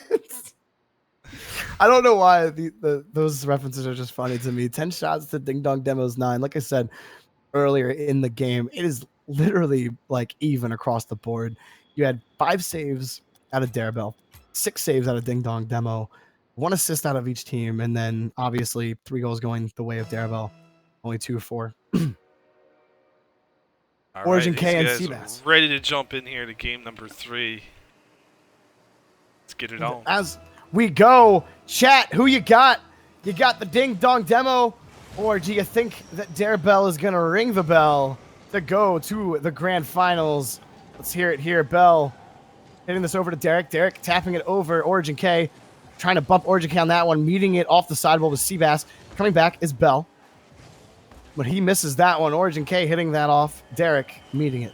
Now it's Derek tapping it high off Seabass. Seabass gets another tap off the back wall. Bell coming up. Now Derek to midfield to Bell. Bell back to Derek. Derek trying to get to that one. He's met by Seabass and it's broken up. Now Bell hits this high. It hits the ceiling and drops down. Seabass hitting that one back to midfield. Derek trying to play for this, but he ends up passing it to Origin K, who puts the shot down. And what a save! Did I hit the post? Or did Bell save that? Because if Bell saved that, Psionics just did him just an dishonorable disservice by not giving him that save. Coming across is Seabass, and slaping that off of his car is Derek. Off the back wall here, Origin K is Derek. Origin K here still. He's going to put the shot right on the net. Can they get there in time? Yes, a great save by Bell. Now coming around less than just over a minute gone. Derek trying to push it over both defenders, but he is met with the brick wall. Coming around, Seabass trying to get it past Derek, but he can't. It's coming back around. Bell trying to see where this is going to go. Reading his shot. He takes it, but he is met by Origin K. Origin K. Hit off by Derek. A good pick by Derek, but it's going to hit the post and roll away. And now still 0-0 in this game. 2 shots to 1 in favor of Ding Dong Demo. A nice pick by Bell. Coming up to Derek. Derek with the shot. And Origin K making a great back bumper save as he takes this one away. Back to Seabass. He has an open net that's going to float in. And Ding Dong Demo taking the 1-goal lead 1 minute and 49 seconds in. Yeah, it took a little while to see the first goal. When you take a look at the tail of the tape here, it's 3-2 in favor of Ding Dong Demo. As these guys are fairly evenly matched, this is a great Game 3. I'm expecting a lot more goals here in Game 3, but, you know, seeing our first one, maybe we'll see a lot more. Coming back, Derek does a nice little flick there, and it goes in, and own goal. Ding Dong Demo own goals on that. I'm sorry, Darabelle own goals on that, and Ding Dong Demo gets the goal. It's 2-0. Yeah, unfortunate pass out to Origin K, but it looked pretty good to me. Every once in a while, I get my colors mixed up, and was it that's what happened on that one. My brain, yeah, that was good. That's good. Origin K to Seabass. Seabass over here, high off the back wall. It's going to roll down off the ceiling, and he gets bumped over. Here we go, Origin K trying to get it. Derek meeting him right there. Coming off. Seabass racing back to his net as Bell might have an opportunity here. He was able to roll it off the back wall. Coming over to Derek. Derek tries to get the shot. Origin K pushes it away. Back over. Derek tries to put the shot on, but it's just wide. Coming back is Origin K trying to get the tap on that one, but he misses. Seabass coming back up to midfield. Seabass over the left corner. Seabass met by Bell. Back to Origin K. Off the corner. Met by Derek. Now it's Derek. Over to Bell. To Derek. Derek tapping one. Dapper down. Seabass hitting that one up, but Bell's already up for it. He puts it right down in, but it's just wide. Just wide of the post as well. Seabass hit off by Derek. He has a shot here, and Origin K. That's definitely good. Yeah, I mean, like I said, we get 2 goals here for Origin K. These guys are going to build a 3-goal lead. And they're going to say somebody pulled the plug on the phone over there. Darabelle, I don't know what's going on. These guys are searching for service. Darabelle didn't pay their monthly bill, and now they got cut off. Coming around, here is Ding Dong Demo. Less than 2 minutes left to go. A 3-goal lead, it just feels kind of insurmountable at this point. With 6 shots on goal for Ding Dong Demo, only 2 coming out of Darabelle. Bouncing that one high off the ground is Seabass. He gets the second tap, but he's met by Bell. Coming around is Origin K. Derek just straight out beats him and keeps his team in the game. It's 3-1. And then you get to get themselves back into this. Bell coming up with the loose ball. Derek just able to squeeze that one in behind the defenders. Minute and 41 seconds on the clock. They're down by 2. They need to find a way to claw their way themselves back into this one if they can. Origin Anyway, K. anyhow, you know. Yeah, Origin K, Bell on the faceoff. Derek taking the offensive opportunity, but he taps it the wrong way the second time. Bell meeting Origin K, bumps Origin K back, stays in front of the ball, gets it over Seabass, and not able to get it past Origin K. He tries to keep in front of it. Really aggressive play coming out of Darabelle, and they're going to pay for it as Ding Dong Demo increases the lead back to 3. It looks like a hat trick here for Origin K, and that for sure is good. 3-goal lead, 1 minute and 23 seconds left on the clock. Ding Dong Demo running away with this one, looking to secure their place in the finals. Derek and Seabass on the face-off here. If Darabelle has any hope of winning this game, they have to score in the next 15 seconds here to keep themselves within a 2-goal deficit. Otherwise, it might be GG. Coming off the pick is Bell. He's able to slap that off on the backboard, but Derek is on the other side. He tries to wrap around and get that shot, and he whiffs on it. Origin K was waiting for it. Bell gets the nice pick. That's going to go in. And they do just as I said they needed to. 1:01 left to go. The lead has been cut down to 2. Yeah, beautiful play here by Bell. You wouldn't say maybe he wants to be the Bell of the ball? I don't know. Yeah, it's reaching a little far. I'm not feeling it. I'm not feeling it. Anyways, 4-2. You tried, and that's all that matters. Here we go. Less than a minute left to go. Origin K looking to seal the deal, but Bell, he's looking to keep it wide open as Derek is getting bumped on his way to that ball by Origin K. Hangs around in midfield. Seabass is going to wrap around. He might just get this one in. Nope, Derek comes around in the nick of time. Seabass taking his dear old time. Coming around. Derek tries to get the tap there, and his buddy got blown up, and he might not even have an opportunity here. Hey, Seabass rang the bell. Seabass rang Bell's bell. Coming back around, trying to get the tap. 30 seconds left to go. Derek, like a tiger, in midfield. Instead, he's not going to get his meat. He's going to pop it back over to the other side of his zone. Back to Bell. With 15 seconds left to go, this might be it This might be the last chance they have to keep themselves in the game. It rolls off the ceiling. Origin K, but he can't clear it well enough. Bell's going to get the shot. It's going to go in.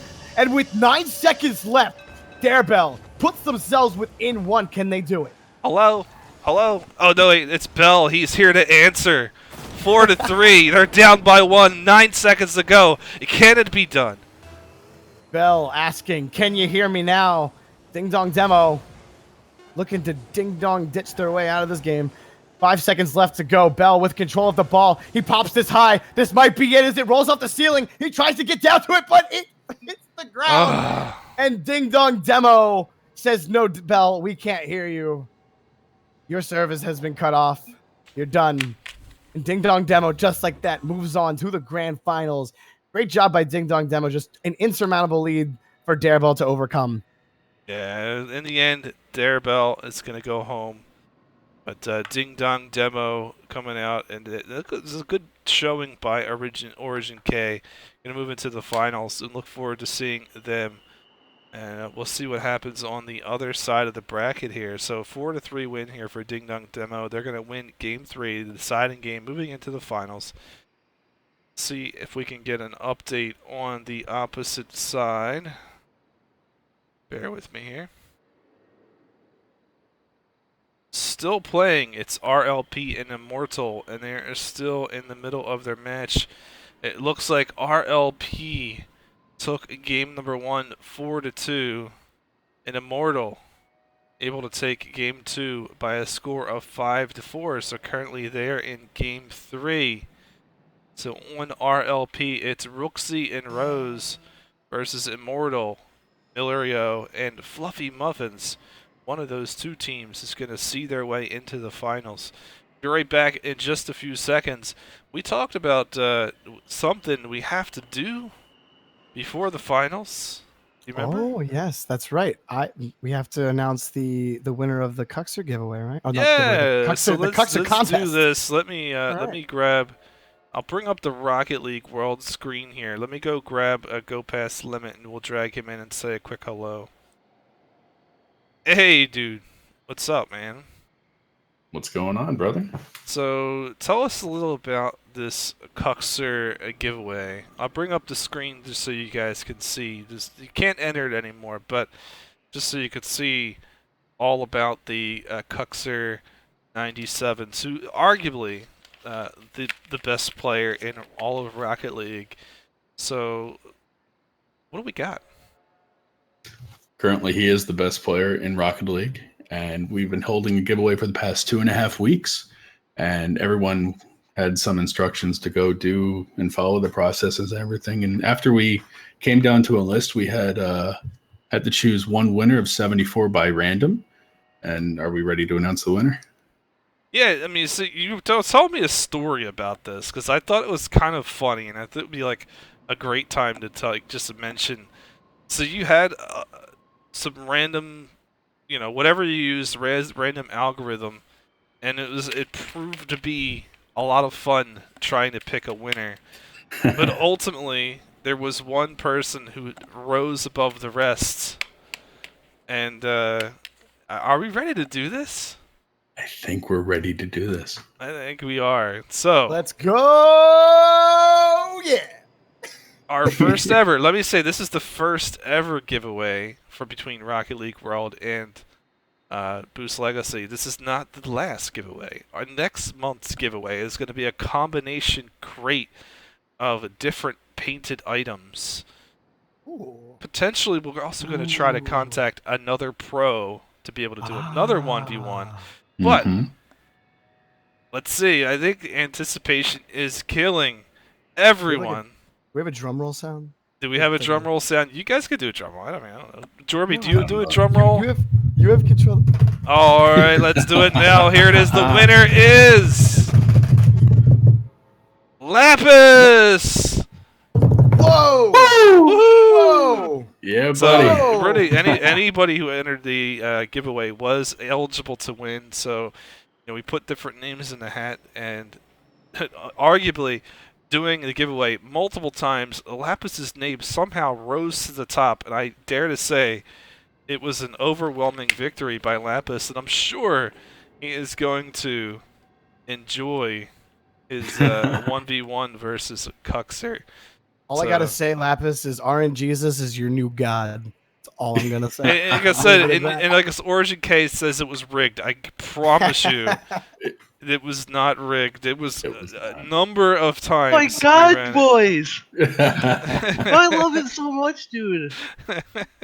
Love the random generator, brother, not me. What the hell? He's my Rocket League idol, dude. That's so amazing. Congrats, Lapis. Congratulations, dude. Oh. We are going to get ready for the finals. Congratulations again to Lapis. Let's see if we have an update here on the bracket. Oh my God. It is Immortal We're back. who is going to win, and they are going to take on Ding Dong Demo in the finals. Don't go anywhere. Our final is just around the corner.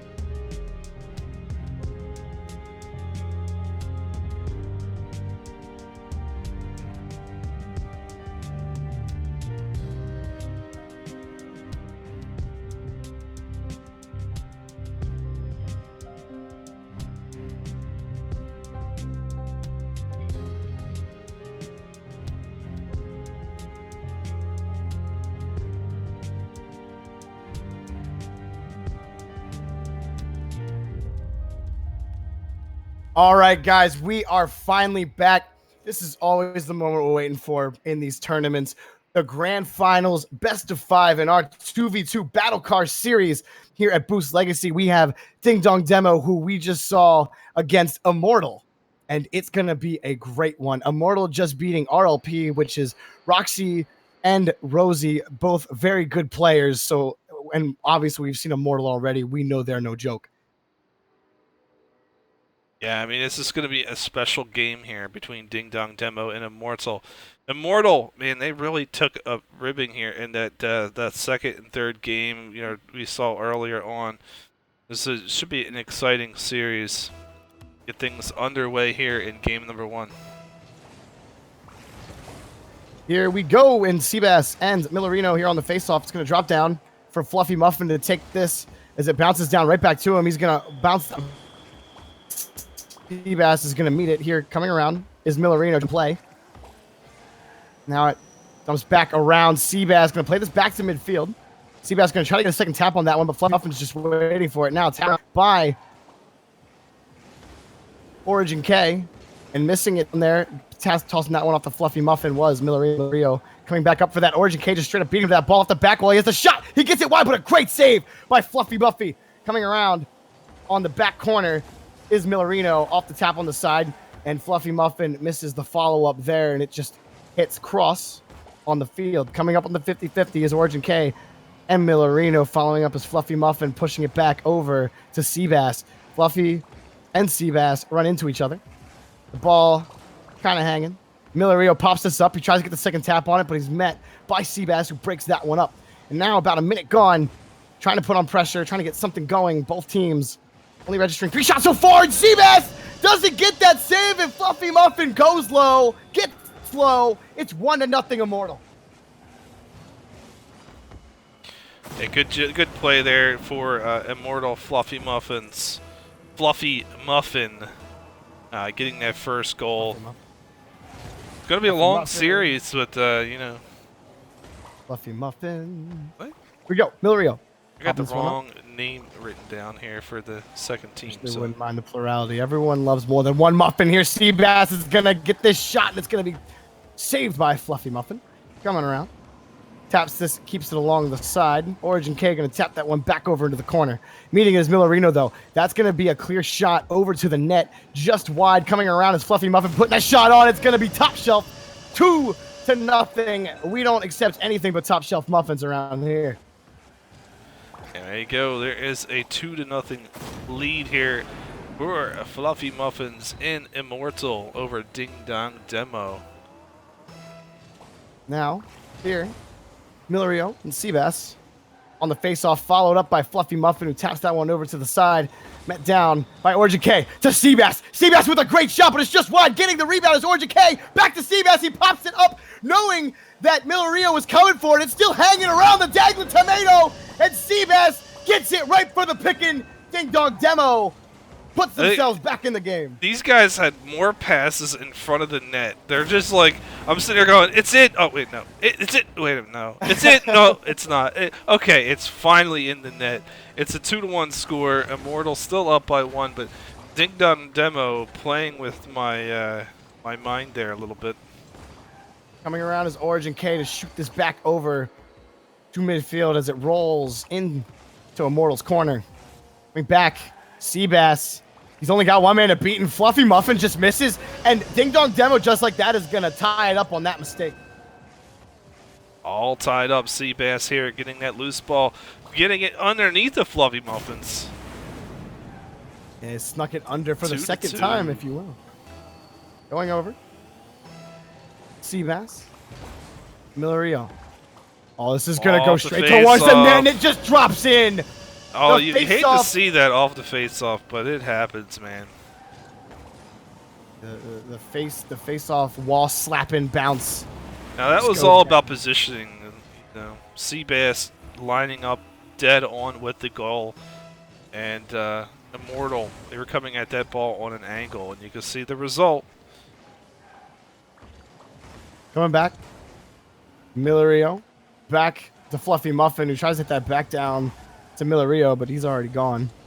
Tries to reset. Origin K trying to air dribble that one in, and a good save by Millerino, using the top of his car about as effectively as you can to save that ball. Back to midfield. Hitting it off into the corner is Millerino. It's going to roll off the ceiling towards midfield. Seabass getting the second tap there to get the clear. But Millerino still playing on this ball. It's dropping fast off the back wall. Gets the second tap down, Fluffy Muffin, but it's just wide. Going around now is Origin K, met by Millerino, back to the middle of their zone. Seabass trying to clear this one away, picked off by Fluffy Muffin, turns around, pushes this one off on the ceiling. It's dropping down. Origin K and Seabass, though, both cars on that ball in a jiffy. Less than 2 minutes left to go in this one. This game has really flown by. Coming around, still down 3-2. Immortal trying to find themselves back in it. They were up 2-0, scoring 3 unanswered goals so far as Ding Dong Demo. Pushing this into the corner is Millerino. Trying to pass this over to Fluffy Muffin. Seabass gets there way before Fluffy Muffin ever had a chance. Coming to pass to Origin K. It's going to go in. No, it goes off the crossbar and saves. And he hits the post off the rebound. That was Origin K. Millerino pushes it back towards the net. Unbelievable. I do not know how that didn't go in the net.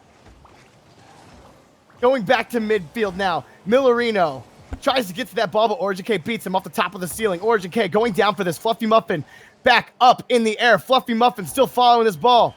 Fluffy Muffin can't hold on to the ball. Coming down. Seabass to Origin K. Met up by both members of Immortal who are caught in their own corner. Luckily, doesn't result in any bad things. Just like their positioning was bad going up. Now hanging around shallow in Immortal zone. Taking the pass to Millerino is Fluffy Muffin. It's going to bounce on the corner. Missing the pass, Fluffy Muffin with the spike down. It bounces off the post, and it almost rolls in. But a great save by Origin K. And coming in is Millerino to slap it in as it was a loose ball and tie the game with 30 seconds left to go. That's unbelievable. Yeah, what a play by Millerino. Tying it up 3-3, 30 seconds to go. This is an exciting game number 1. If you're sitting on the edge of your seat, don't go anywhere. We've still got plenty more action. Right off the pack, Origin K, dead. Is that good? That's good. That's good, baby. That is good. But that's real man, good. that is not necessarily what you want to see if you're Immortal. That face-off there, it looked like they tried to get the quick face-off, just flipping by the ball. That's no good. I mean, you never said it was any good for Immortal. It was Origin K. That's good, baby. That's good. Here we go into the back corner here. 4-3, 20 seconds left to go for Ding Dong Demo. Looking to take the first lead in this series. It is a best-of-5 grand finals. Coming around. Origin K taps it once, able to get the second tab there on the 50-50. It does not go away for him. Seabass. Oh, it's in front. Uh-oh. Going up. Fluffy Muffin taps it. It's dropping down. It oh, goes in. My God. Are you kidding me? Are you kidding me? Fluffy Muffin gets this ball up, literally taps it the only way you can ever, like, it just drops right in. Right below the crossbar. One more goal, and they delivered. Coming up, 3 seconds left to go. Can anyone get something? Oh my goodness. All high off the ceiling. Fluffy Muffin pops that up. Here it comes. No, a great save by Seabass, and he knocks it down, and it's forced into OT. Immortal almost stealing that at the end of the game at the buzzer beater. Now, here in overtime. OT, Origin K almost gets that pick right there, but he's not able to meet the ball. Coming around the side corner. Missing that one is Fluffy Muffin coming back over to Seabass to Origin K. He gets that shot, but it's wide. Seabass is getting the rebound. That's going to go in. And Ding Dong Demo holds on and wins 5-4 in overtime. What a game 1. Yeah, that was definitely an interesting way to end. Is Seabass able to get that loose ball, getting it from Origin K, and they're going to go and win this one 5-4. But the tie, just what? Listen. Like, you know, Immortal was gonna like get a shot, but like, if they do this for 4 more games, someone's gonna have to call the ambulance for me because I'm going to die. I mean, that is the pure definition of zero hero. I mean, going to literally die of hype. Like it does not get much better than what we just saw right there. Like the game 1. For the rest of the series to live up to that, everything's going to have to go to overtime. We're going to need a buzzer beater to go to OT every single game. That was just a fantastic game by both teams. Ding Dong Demo coming up in the end there to take the lead in the best-of-5 in the grand finals. 1-0, Fluffy Muffin, and put this shot down over. Might have been able to turn around and pop that one down as Origin K left it dangerously over his own net. But no consequence. Coming around is Millerino. Origin K sniping it from midfield. Seabass running into him. Back over to the corner. Goes back. Pushing it down as Millerino back to Fluffy Muffin. Fluffy Muffin puts this shot on the net. He's met by Origin K, but it's hanging dangerously. He's got to get another tap, and he does. Great defense by Origin K on that play, and that's an open net for Seabass if he can get around to the ball, but the ball is just going a little too fast. But getting it was Origin K, and that's good, baby! Origin K just putting on a clinic on the defensive end, making the stop, left that ball dangling, but was able to find great positioning to get a second touch. Goes back down the other side, knocks it in. That is good. Ding Dong Demo and Immortal in this series so far. It has been just so back and forth. Millerino off the back wall. Fluffy Muffin with the rebound, and it goes down off the post. Coming back now with another opportunity is Seabass. He's immediately met by Millerino. Right back down to Origin K again. It's just going to roll in. That was about as turtle as you can get. And you know what? Even the turtles are good. And second goal of the game here for Origin K. Able to find that ball off of the ceiling. What a read. I mean, it's a beautiful shot. They're only 1 minute into this game. And Ding Dong Demo looking to close out game 2 early here. Going up by 2 quickly. Origin K and Seabass running into each other there. Seabass wanted to go up for that. Origin K had other ideas. Popping that one back over to the corner is Millerino. Coming up to meet him right away is Origin K. Bounces it off of Millerino's car, but Millerino able to recover.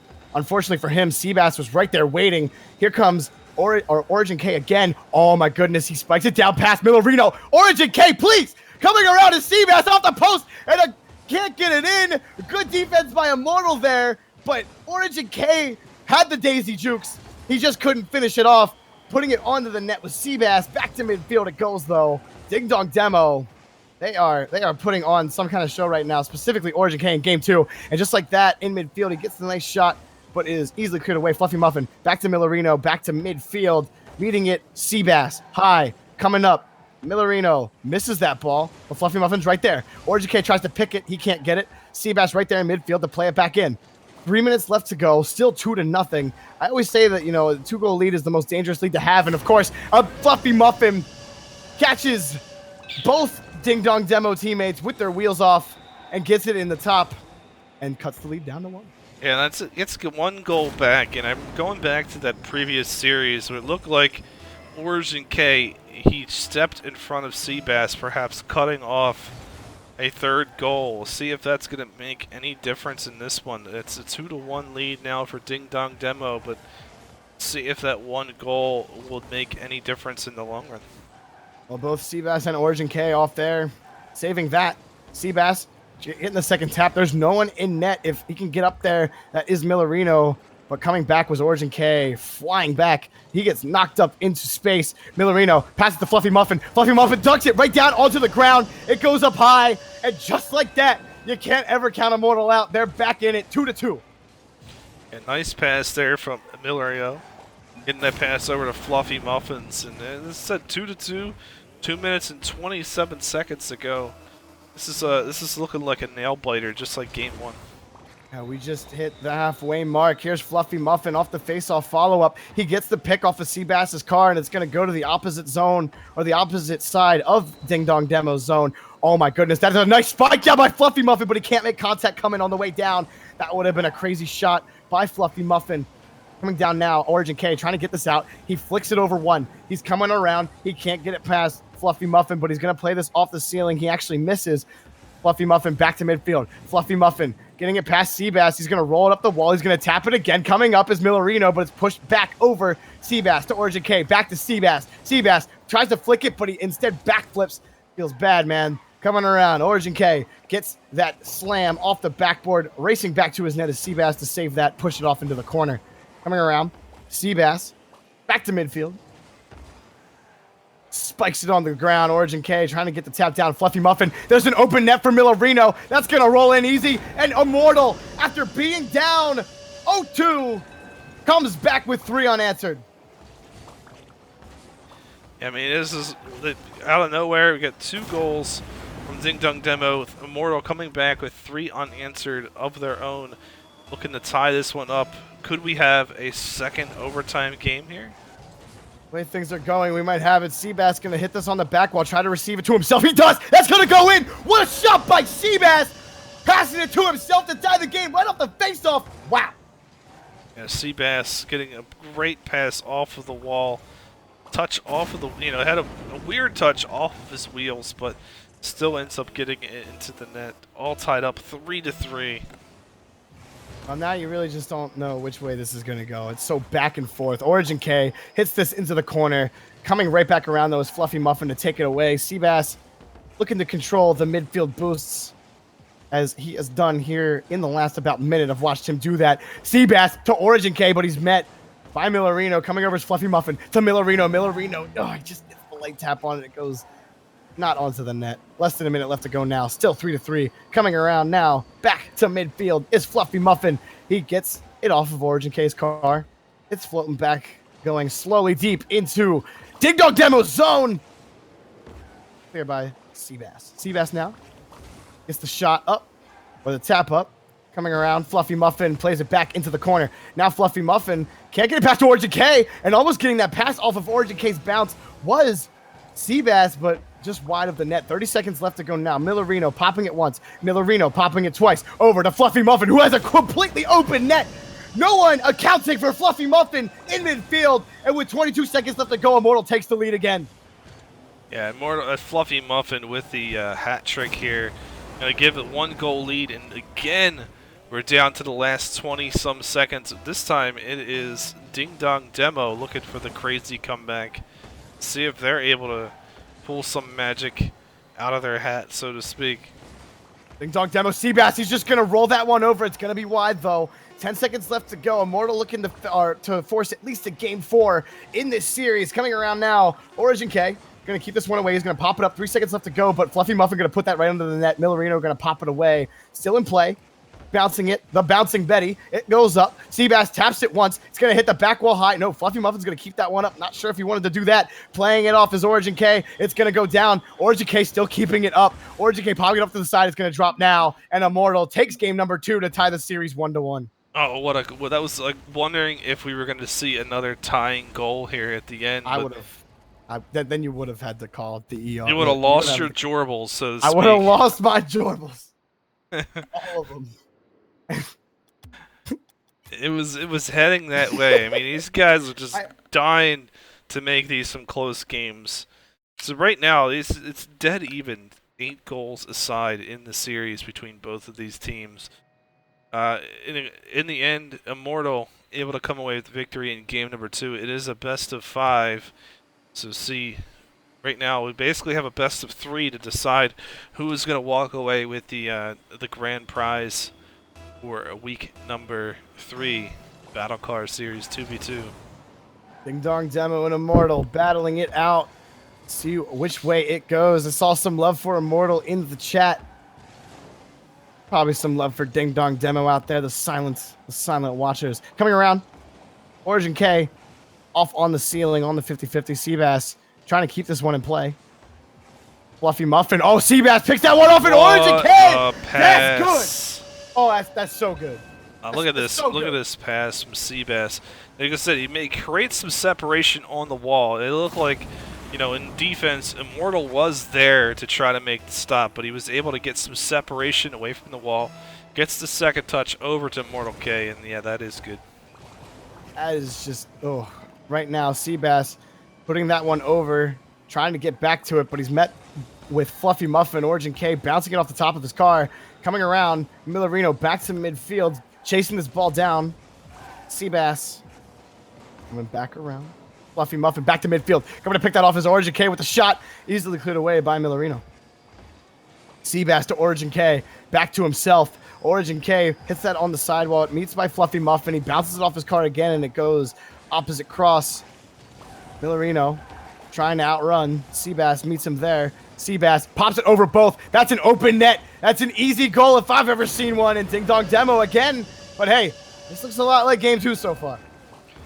I said you could see there one of the players is their responsibility to stay back. And if your teammate is up and not pressuring the ball, you definitely don't want to overcommit.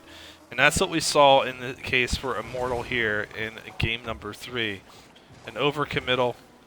It's going to result in the second goal for Ding Dong There was Fluffy Demo. Muffin with a shot, but a great save by Origin K. As it goes up to Seabass, he's going to push it back to midfield. Here comes Millerino. Going to be picked up by Origin K again. So good off of the back, off of the mid, off of the top of people's cars. That's what I wanted to say. Origin K with the shot there, met by Millerino, pushing it right back over to him as it flies over. Origin K taking that boost, though. No boost there for Millerino. I think he might be out. Coming around. Back cross to the other side of the field. It drops right down off the ceiling. Seabass tapping it once. He's reading it off the ceiling. He taps it twice. It's coming down. It's wide anyway. Pushed away by both Fluffy Muffin but getting the pick down is Origin K. That's good. I can't say it, but that's good, baby. Origin K with the picks. It's 3-0 so far for Ding Dong Demo. They're looking to go back up Yeah, these guys right now, Ding Dong Demo out shooting their opponents 7-1. Right now, they are looking to put themselves in a great position to win game number 2. 3-0 lead, just under 2 minutes into the game. Can Immortal find themselves, or are they going to end up looking like they're just mere mortals? Well, there was a nice shot by Fluffy Muffin, but a great save by Origin K, who really in this series so far has been the true Immortal. I mean, the man has just made play after play, and give credit where credit is due to Seabass. Obviously, Seabass putting in equal amount of work, but Origin K putting on a show at some point. Seabass with this shot, he's gonna get one on his own. 4-0 Ding Dong Demo. Hey, Ding Dong Demo is a team name at Jorby's heart, as Jorby was famous for the blow and go call, which is that a lot of people don't really understand what it's all about, but you call it the smash and dash, the blow and go, and I'm looking for one here. We really haven't seen any tonight. But all I'm saying is that with a team name like Ding Dong Demo, I expected some blow and go action, and we've gotten none, and it's disappointing to me. Picking this one off is Fluffy Muffin, who he's reached the halfway point in this game. But for those of you watching and you're wondering what the is a blow and go, well, let me tell you real quick, as this is going to hang off the ceiling and trying to get their first goal of the game is Immortals, and it goes, no, what a save by Seabass. He backflips over, coming Origin K with the follow-up to get it back out. He's got to get it over Fluffy Muffin. He can't, and it's going to go back. Millerino almost with a shot, but guys, the blow and go, it's very simple. You have the offensive opportunity. Fluffy Muffin with the shot there. Another save by Seabass. When you blow a guy up on your offensive opportunity and you immediately score afterwards, that's what we like to call the blow and go. Around here with Fluffy Muffin, sailing down, dive bombing, and he finally puts Immortal on the board, 4-1. Yeah, there's playing it off the backboard, and there's playing it off the ceiling to your teammate. Like, it's a totally different meta, but 4-1, Immortal finally finding their way to the back of the net. They've got plenty of time in this when they're down by 3. They need to get creative, but, well, that happens. The Seabass pushes that one up off the side, and, it hits off the ceiling. It was just he was already going straight up for that. He read it nicely. Give credit to Seabass for that shot. It's a hard 76 save. mile per hour bomb as it drops down from the ceiling. 5-1 lead. Almost got that one past everybody, but Millerino right there waiting for it. 40 left to go. Ding Dong Demo. We've seen Immortal go down like this before, and they come back strong. So you definitely can't count them out of the series yet, but right here, and Seabass just throws Origin K almost out of the arena, but he's able to make the save himself. Coming back to save it. 1:20 left to go.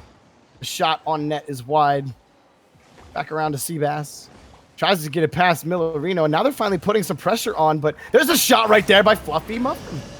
And with 1:12 left to go, and 3 goals down, and ain't out of it. Man, they're definitely not out of it. And like I said, when we saw these guys play earlier, they were down 5-2. They lost the first game of their match 5-2, and they came back to sweep the next 2 games. So even though they may be potentially down and out in this particular game, we know from history that they have a chance to come back and win those next 2. So we cannot count them out. And they are making good plays here late. Have some good opportunities on the net. Coming around, Immortals still putting on pressure. Matt Millerino. Keep calling him Millerino. It's Millerio. Coming back, 45 seconds left to go. It's just hanging over their net, and they get it! And, all right. So, if you were wondering what the blow and go was, that was Seabass with the blow, Origin K with the go. And finally, Ding Dong Demo living up to their name. 6-2. Yeah, that's exactly what we were looking for. That's the first literal team-oriented blow and go that we've seen tonight. So, coming around, I think it's our first blow and go in general we've had in this tournament. Almost a shot by Fluffy Muffin, but he just misses on the ball. Coming around, 30 seconds left to go with 4 goals to score. Can safely say I think the Ding Dong Demo gonna go up in the series 2-1 and gonna go into game 4 looking to close this series out and take home the bacon, as I like to say. 15 seconds left now, but Immortals, like we said, they're very capable. In the tournament yesterday, they did the same thing. where they look like they're out of it one game, and they bring the heat, and we saw it in the. It looks like we've got Digital Jorby here, so to finish up this God. match, it is Ding Dong Demo gonna win this one. They're gonna put themselves in favor. It's a 2-1 score, and we're gonna need one more game in order to win the tournament. So hopefully here we'll give a chance for Jorby to. Hopefully his mic balances out. This is always fun. Jorby there. See, let Jorby, he's going to do a reset on his Discord so we can see when he comes back. Hopefully it's just a little bit better. I'm going to get game number 4 underway here in just a second. And Ding Dong Demo looking to close this series out. Currently up 2-1. These guys are ready to jump in here for game number 4.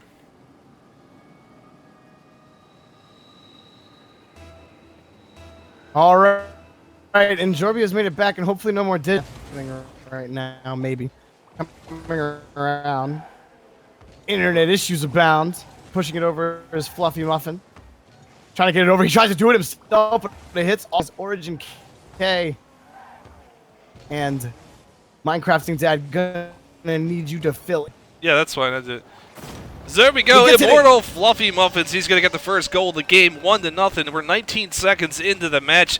These guys are going to need to find a way to get themselves back into this one. Jorby having some technical difficulties with his mic in the perfect timing.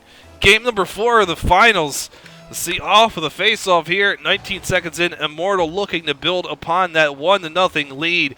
That's going to be stolen away by Seabass, played deep into the orange corner.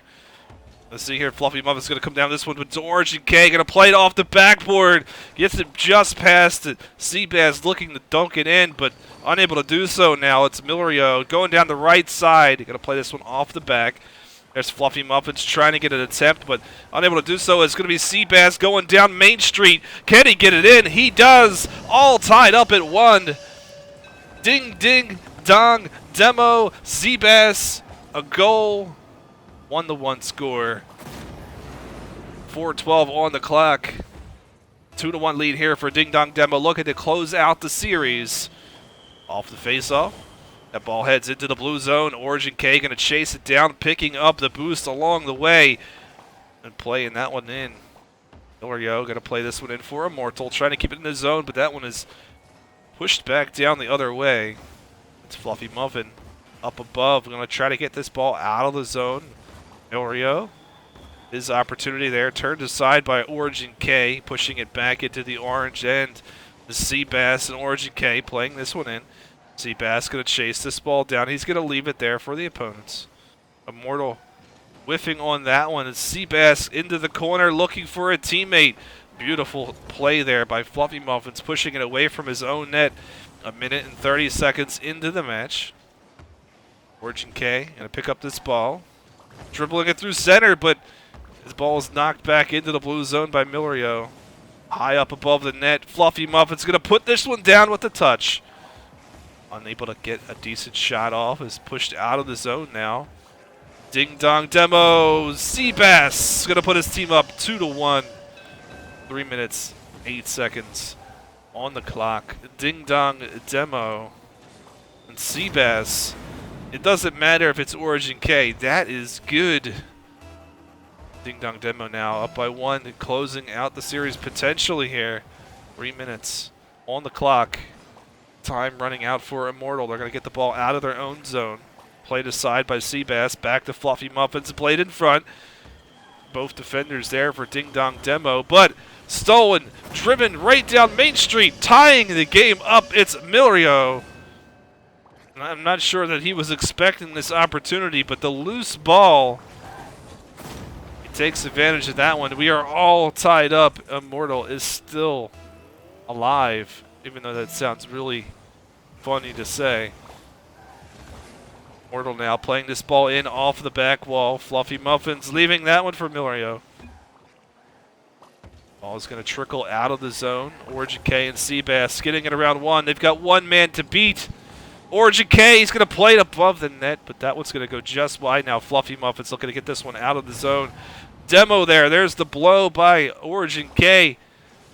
Unable to get the goal afterwards.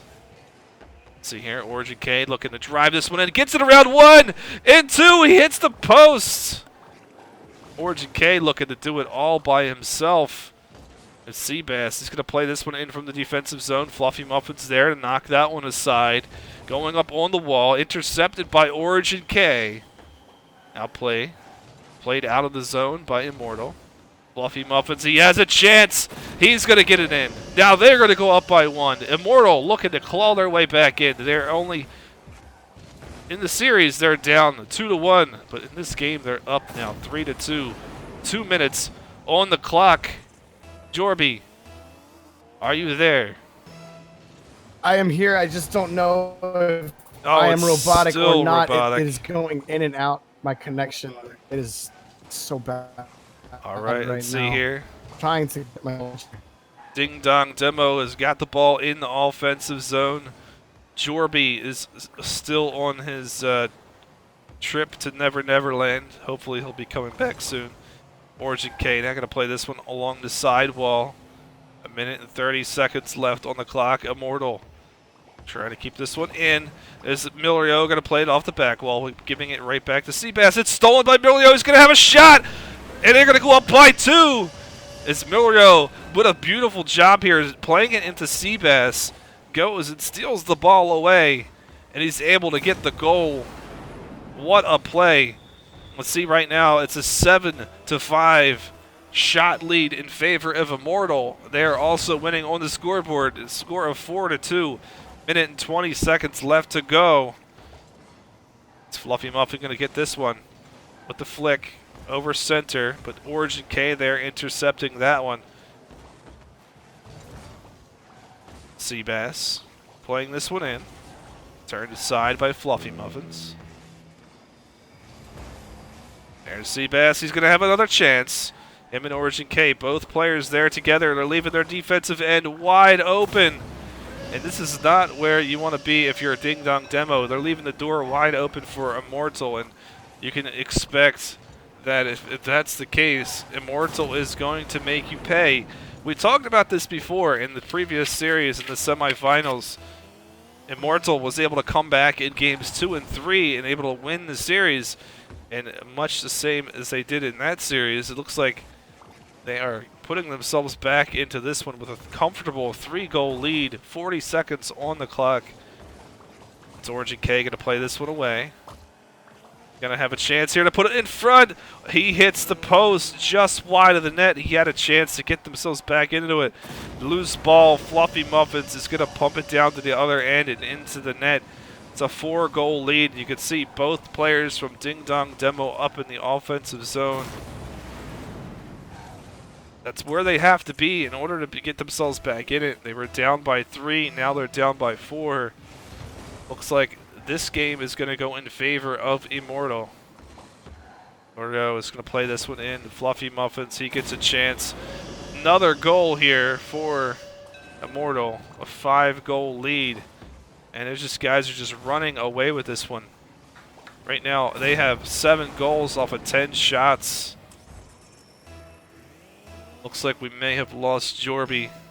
I am here. Oh, he's back. I need to be invited back to the game, though. All right. I guess we'll finish this one up. It is going to end up being tied up as Immortal going to draw themselves even in the series. All right. 2-2. We're going to go to a game at number 5. Decided for all the Jorbles, so to speak. It's the only way to decide it. So let's save the replay here. And let me see, invite Jorby back in again. There we go.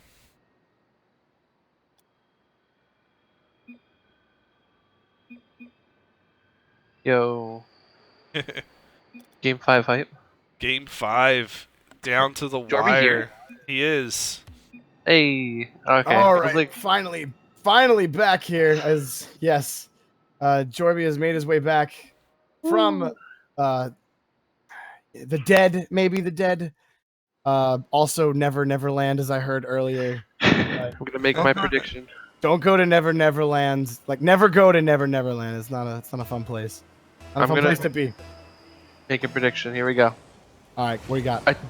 A team is gonna win Game 5. Oh man! All right, Lap is coming out with the bold predictions here early, guys. I think it's gonna be Immortal.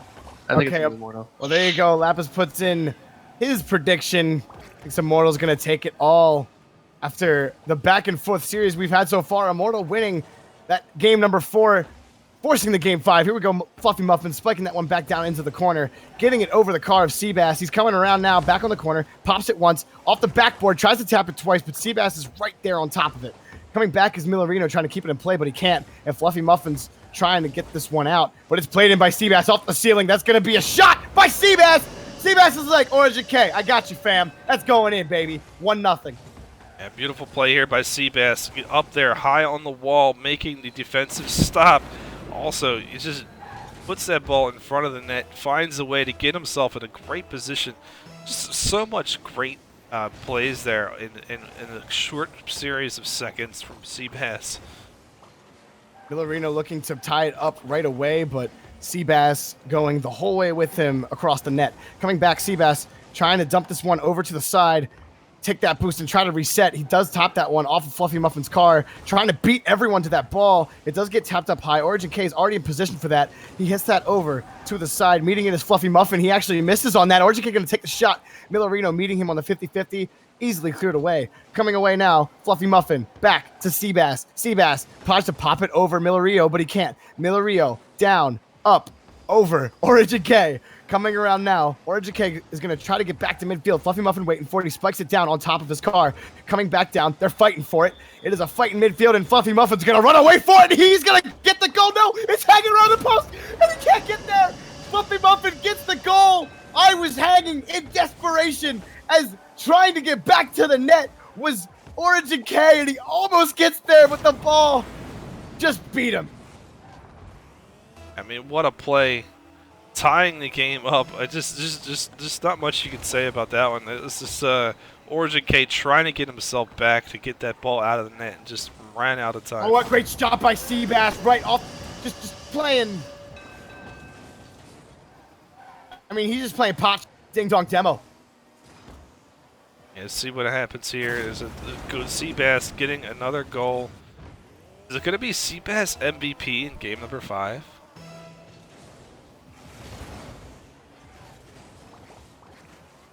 Looks like we may have lost Jorby here. Unfortunately, 3 minutes to go in this one.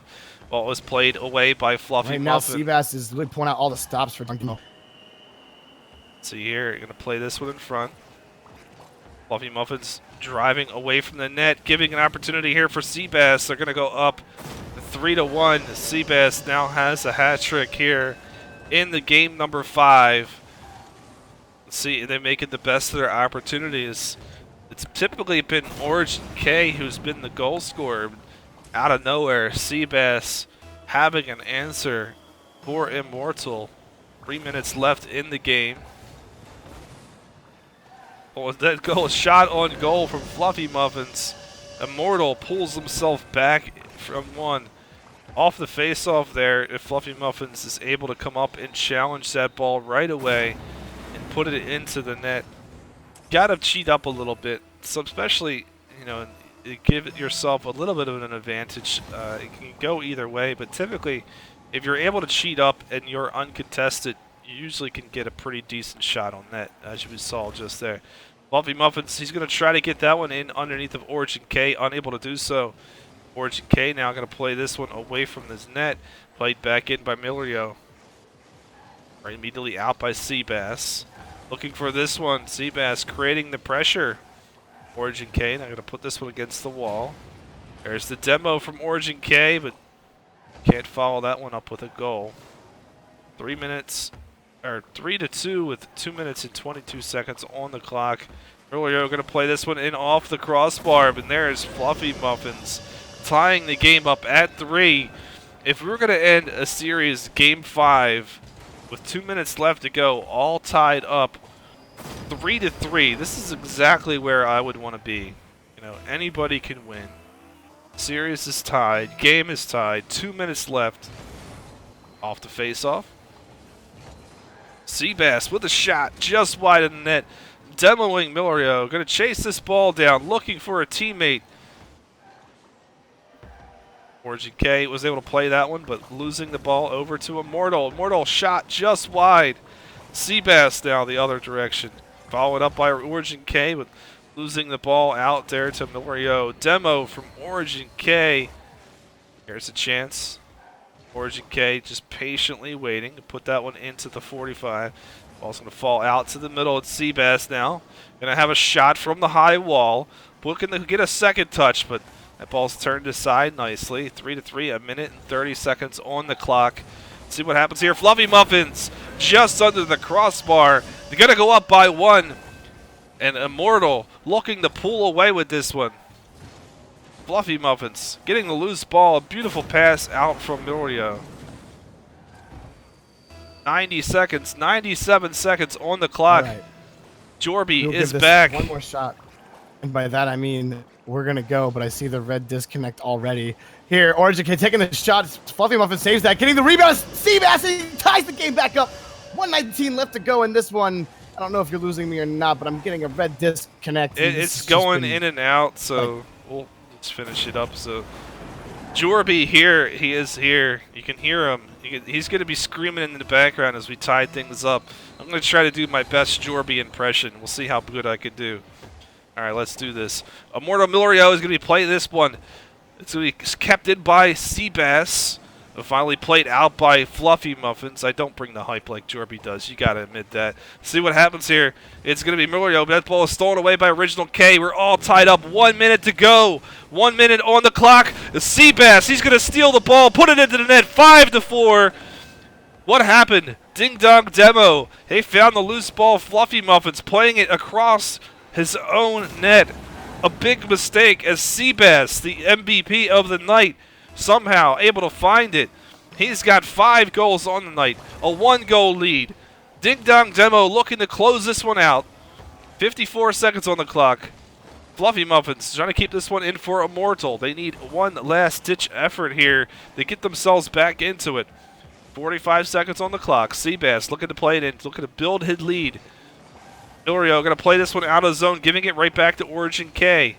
Now it's going to be Fluffy Muffins. Kind of an interesting play on that ball. Milrio, though, he's going to have this one on the wall, looking to center. He has got it. We are tied. 26 seconds on the clock. What a play by Milrio.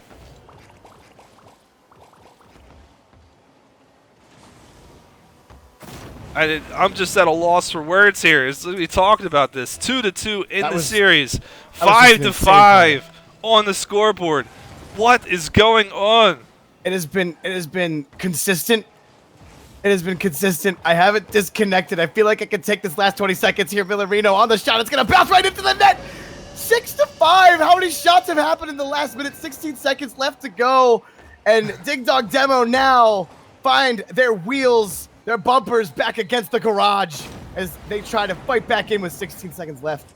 Immortal finding their Jorbles, and we found the Jorbles as well to finish out the series. 16 seconds on the clock. Ding Dong Demo needs to dig deep. I don't know how many other Seabass, D words. off the rebound, it bounces away. Origin K can't get to that. 8 seconds left to go now. Jorbles makes a comeback and hopes Ding Dong Demo can do the same to make it go to overtime. Please, Origin K bounces it down. 1 second left to go. It's going to bounce on the side, and Immortal coming back and back and back again. They had to keep coming back, and they did it in Game 5, and then just constantly they went down Game 1. They won Game 2, then they went down Game 3, and then they won Game 4, and then they went down in Game 5, but they came back and brought it back 6-5.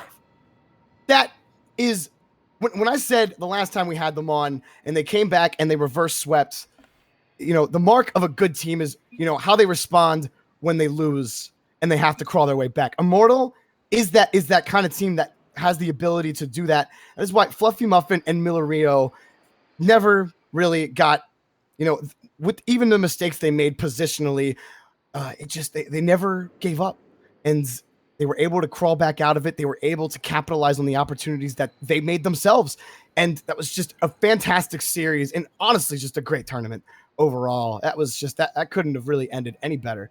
So. Yeah, an interesting series, so to speak, for Immortal, Fluffy Muffin, and Millerio. An interesting series for Jorbas. Kind of at a loss for words, man. What a series! It's just the comebacks were unreal. This is the second series that we've seen Immortal find some way to prove they, I wouldn't say they're immortal, but just the storybook comeback. How many goals were scored in the last minute of that game?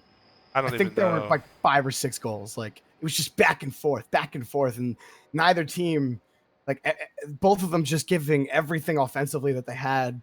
And really, it's just like there was no defense in that last minute. There was just none to be found. What a great series, though, and what a great tournament. With my many internet issues in Game 5 of that finals, somehow made it back for the very last seconds of that. But I'm going to go call up my provider and yell at them a lot, because this is not acceptable. Can't have this. But thank you guys for all tuning in. I'm sure my crafting dad is going to have some closing words, but I am signing off and going to be that guy. I will see you later. Yeah, one final words. Congratulations again to Immortal winning that series, Week 3 BattleCard Series 2v2. Congratulations to Immortal. Hey, make sure you guys smack that follow button before you go anywhere. This is our new channel, so you may not be following. Do that. We're going to be back next week. Let's take a look at the schedule and what's going on with Ghost Booster, Ghost Boosters, Boost Legacy. So all of our tournaments are co-sponsored by Rocket League World. We want to point that out. That's the first thing. So if you're not following Rocket League World, that's where you can go to find out some more information. Be sure, guys, to follow and support your Rocket League community. There's lots of great organizations. Shift and Mythical, Rocket League Central, Nexus, Orsa, Rocket League World, Pro Rivalry, Gfinity, MLD. I'm sure I can name a few more. Rewind, USCS, you name different small groups supporting each other. You guys are interested in what's going on this weekend. We're talking about some of the things that we have in Rocket League that you guys can participate in. Saturday, 3v3 NA Nexus, $150. And then you have the Bragging Rights PRL at 9. So tomorrow there's 2 NA tournaments. If you're from EU, you guys are still up here. At 3 p.m. Eastern Standard Time or at 8 p.m. GMT, it's Mind Games. That is a 3v3. And then there's a 2v2 PRL at 5 p.m. Eastern Standard Time. Coming back to next week, we have a full schedule of events within the Rocket League community. Plenty of things if you like to play 3v3s or 2v2s. Plenty of things going on. We'll be back on Monday with our 1v1 at 9 p.m. It will be a $25 prize, as we were able to get to the $125 mark here before the end of the stream. So we hope to see you guys back again on Monday. If not Monday, we're back on Wednesday and also on Friday. So thanks for coming out, guys. We appreciate you being here, spending time with us. Have a good night.